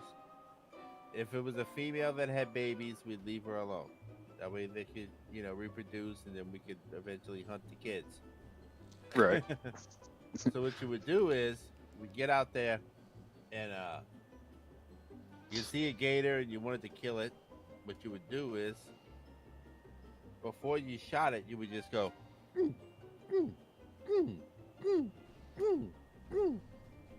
When you make that sound, if that gator turns and comes towards the boat, that's a mama with babies. If that gator ignores that call, it's a male or it's a mama without babies. Pop that motherfucker. Fair game. That's what we would do whenever we would go out hunting them. When I was hunting gators, I'd wrestle them and I'd like fucking kill them with my knife. Fucking, that was me when I was a kid. Fucking 2 inches behind the base of the head, sever the fucking spine. Yeah, it's like about a silver dollar spot. That's where we would shoot them. Yeah, I'd wrestle the alligator enough to get it into a spot where I could stab it there. And my K-bar was so reliable. I've had that knife for forever, and that knife has recently been replaced. Like, I still have the K-bar, but I don't know. If a friend gave me a knife that I like better. No, I like my seal pup. The knife my friend gave me is like this Air Force survival knife that was issued back in the Vietnam War. I've seen those. Those are badass. And it's like quarter-inch thick carbide. It's a quarter-inch thick carbide steel blade. Yeah. Like if you had fast enough reflexes, you could probably block small caliber bullets with it. Now here's one for you. Here's one. You said that. Do you know astronauts, when they go into space, actually take a survival knife with them? What do they need a survival knife for? Fucking cutting. What's up there? Cutting things that they get stuck on. Cutting shit off of their fucking suit. All right. No, I was just more like, what's up there? Well, What do they need to survive? any number of things that get stuck on their damn suit and keep them from like. Right. I know whenever I go scuba diving, I'm always bringing a knife down there with me. I do a lot. Yeah. I do a lot of freshwater diving, so it's like I've had times when I've like got stuck on somebody's fishing line or whatever. Man, I had somebody try to pick a fight with me over that one time. Fucking Really? yeah, they see my boat and I have the fucking diver flag on the boat. Like anybody who knows fucking anything about the water knows what a diver flag looks like. Yep. And knows that if a boat is flying that flag, there's somebody around there fucking diving. Right. Dude's fucking fishing line gets caught on my fucking belt. Like his hook. Wow. With his lure and everything. Oh fuck. And I'm trying to like swim and I just feel something fucking tugging at me. And he's like he's probably thinking I'm like a super fucking big catch. Like yeah, I'm a fucking 200-pound catch. I fucking pulled out my knife and I cut that fucking line. And it snapped back with enough pressure that he dropped his fucking pole in the water. And then I fucking Instant. do what? I love instant karma. I fucking surface and the guy tries to pick a fight with me over like, oh, you pulled it so my pole would go flying back into the water. I'm like, you shouldn't have been fishing here. Right. Like this lake is 1.5 miles wide. You don't have to come fishing over by my boat. Exactly. Well, I didn't know that you were diving here. I was like, well, you see a boat with a diving flag that is anchored and has nobody on it. Right. Like, like probably Hello, McFly. probably like 1,000 yards away McFly. from shore. Like I didn't fucking swim out here. Right. It's like, oh, I'll come in there and kick your fucking ass. I'm like, if you really want to fight me in the water, you're welcome to, but I think I'll I win. mean, come on. I mean, let's play this game. Yeah. Well, I bet you I could stay underwater a little longer than you. And I have a knife. I mean, he probably had a knife too, but He probably had a pocket knife. yeah, I've got a Not a real diving knife. I've got a real knife. My friend also gave me this other knife that's like really fucking cool. So you know the survival knives that you find in Harbor Freight? Like Yeah. the cheap Yeah. bullshit ones that have like all the fucking little kit inside the handle. I've got one. Like the Rambo one. Yeah.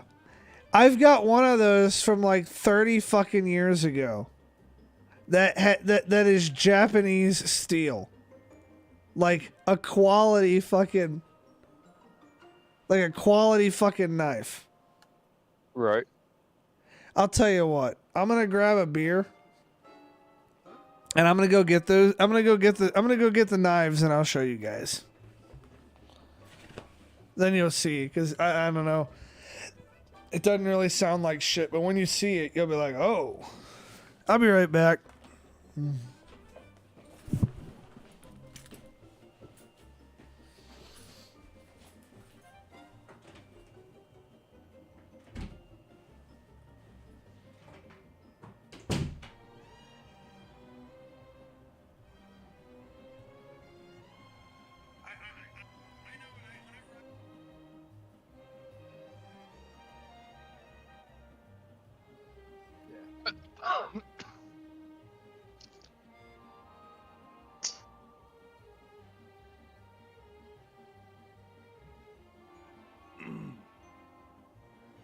Yeah. Estelina started working on that cup last night for me, Oh, nice. and I sent him the 2 pictures. So look, I get paid tomorrow. I'll send him the money tomorrow. So Hell yeah.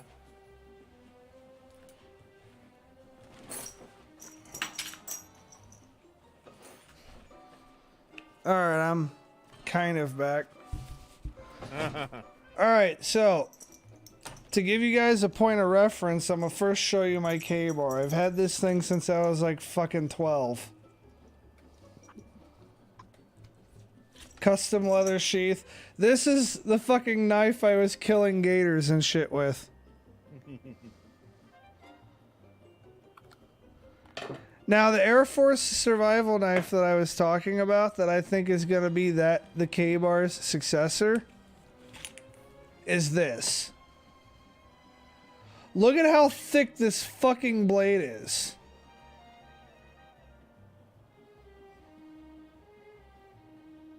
Like, it is carbon steel. It's got a fucking saw on the end of it. Now, let me show you this fucking survival knife. Y'all are like, oh yeah. You're like when you think of that style of survival knife, it's got the hollowed out fucking handle. You're thinking of like the cheap fucking thing that you really, you know, it's gimmicky and you don't really want to buy it. Check out this motherfucker. Japanese steel. hell yeah. Nice. And this one also has the lugs so it can be mounted as a bayonet. Nice. Oh, nice. Hey, imagine somebody having this on the front of their fucking gun. For reference, I think this blade is like a foot long. Like, this is like a fucking machete. Like, that's a knife. That's a knife. But yeah, like, the fucking blade doesn't have any play or anything. Wow. Fucking, I was checking out the prices of these on eBay. These are like $200 knives. So yeah. I've never been the biggest fucking knife person, but apparently I'm a knife person now because I also have a Benchmade. Fucking my brother sold me a Benchmade for $75. Nice. I got a 300-year-old katana. That's cool. Yeah, Yeah. it's fucking sharp. I'd like to get me some original Japanese, an original Japanese katana one day. That'd be pretty dope. I think it was folded. What they say? I think they folded it like 500 times or some shit. Some shit like that. I actually have Yeah. I actually have a friend who knows like a lot about katanas. So if I ever buy a katana, I'm gonna go to them before I buy it. Right. Like, yo, is this like legit? Because they actually know how to, like, I don't know, they've actually been to Japan and we're pretty decent friends with a family of people over there that still makes katanas. I had the chance about 20 years ago to take up blacksmithing, and I'm kicking myself in the ass now for not doing it. Why? Fucking, there's no money in it. No, but I could make some shit that I could make some shit. I mean, yeah, but nobody's gonna buy it. Oh no, I would. I'd just make it for me, just for make some super sharp shit. Keep around the house for reasons. Then what? What, for self-defense? Why wouldn't you just use a gun? I got guns, And what? but I like to be quiet. Okay, then. I like to be stealthy. Crawley's a sick fuck. Okay, then get a suppressor. I mean, I got a crossbow. Just why do I have a crossbow? So if you break into my house, I can stick your ass through the wall till the fucking cops get here. You ain't going nowhere. Yeah, I'm gonna tell you right now, if you shoot me with a crossbow and I don't die, I can guarantee you're dead. Oh, I didn't say where I was gonna put it. I just said. And well, here's the thing, man. You really want to fucking, you want to be quiet and still effective at defending yourself? Just get a fucking suppressor, bro. I've got a flashbang and a pair of nunchucks, so cowabunga it is. Like, get a fucking, get like a Walter P22 with a fucking, you know, a little 22 caliber pistol with a fucking suppressor, or a fucking, a 45 ACP, like a 45 with a suppressor. I got, you hear the if you break into my house and hear the forearm of my 12 gauge close, you're fucked, and that's all there is to it. Well, I'm just saying, I don't understand why you'd grab a crossbow and you got a perfectly good 12 gauge. Because he's a sick fuck. It depends on the mood I'm in. I mean, if I wanted to be a sick fuck, my home defense weapon would be a scalpel. See? If I wanted to be a sick fuck, I know, like forget the fucking big knives. I will carve your ass like a fucking pumpkin with an X-Acto knife. Now you're speaking his language. I mean, you're not wrong. But really, the only home invaders that I would want to do that to would be chomos. Like, if I had a daughter and you, like, broke into my house to, like, go after my daughter or some shit. See, I do have a daughter, so. I don't have any kids. But if I did have any, if I did have any kids and somebody came after them, I'd fucking scalp them. That's what, yeah, exactly. That's like my wife says, we need to take these bushes out. I said, no, because one of them's right in front of my daughter's room and there's people around. We ain't doing that. No, that's when you replace it with fucking worse bushes like bougainvilleas or rose thorns.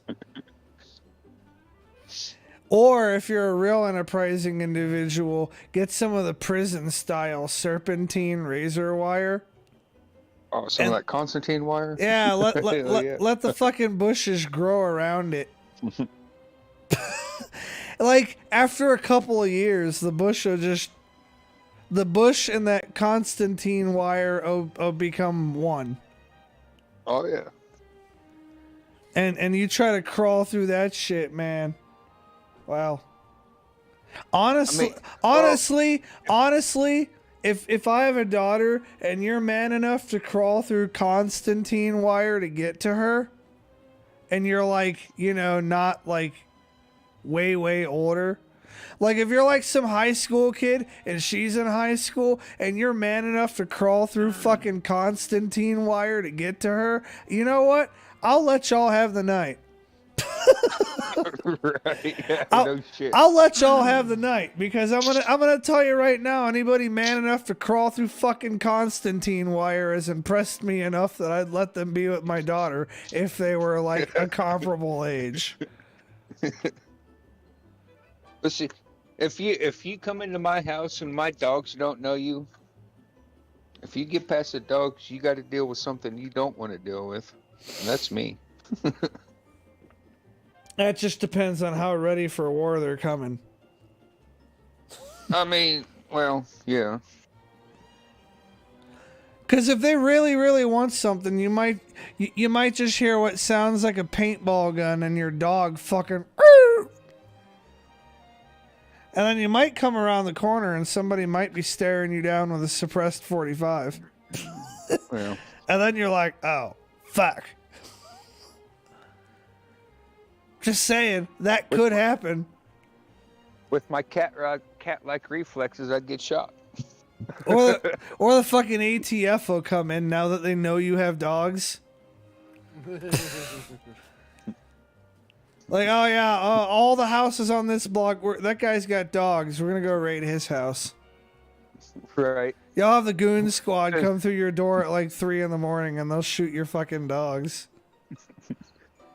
There's a guy at work that he's not exactly the brightest. He's like, what are you going to do one day if the FBI comes knocking on your door? And I started laughing. I was like, what? It's like, the FBI don't fucking knock. What are you talking about? They're like, you know what? They knock. They knock with a battering ram. You're like, yeah, if they politely knock, then I might fucking, I might come out of my house and just let them have me. Right. God, I'm in a situation with how my house is set up that I'm not gonna lie, I'd hate to be the poor bastard that has to kick my fucking door down. They'd be funneling themselves into their death. Like, my house has one entrance and one entrance and one exit. One way in, one way out. And that way in and out involves going upstairs. Oh shit. Now, Star Wars Episode 3 has shown you how powerful the high ground can be. Right. And your little ballistic shields and shit won't fucking help you if I'm shooting at you from 15 feet up. Right. There's this thing called gravity that helps me at this point in time. Well, there's just the fucking the visual advantage. I see like all of them, and they don't see anywhere near as much of me. Oh, exactly. Tuck up in a corner. I see you. And I have an AR-15 with fucking 2 magazines duct taped to each other. Hell yeah. You guys have a great night. I'm about to have to bounce. Well, it's gonna have to be the end of the stream. It's 10. We're gonna have to end this shit. Is it 10? Yeah. Fucking. Yeah. Time flies. Anyways, you're welcome on and fucking anytime. Fucking Crowley. Cool. Appreciate it. Yeah, Hell no yeah, problem, man. Glad to have you on. I'll holler at you tomorrow, Riley.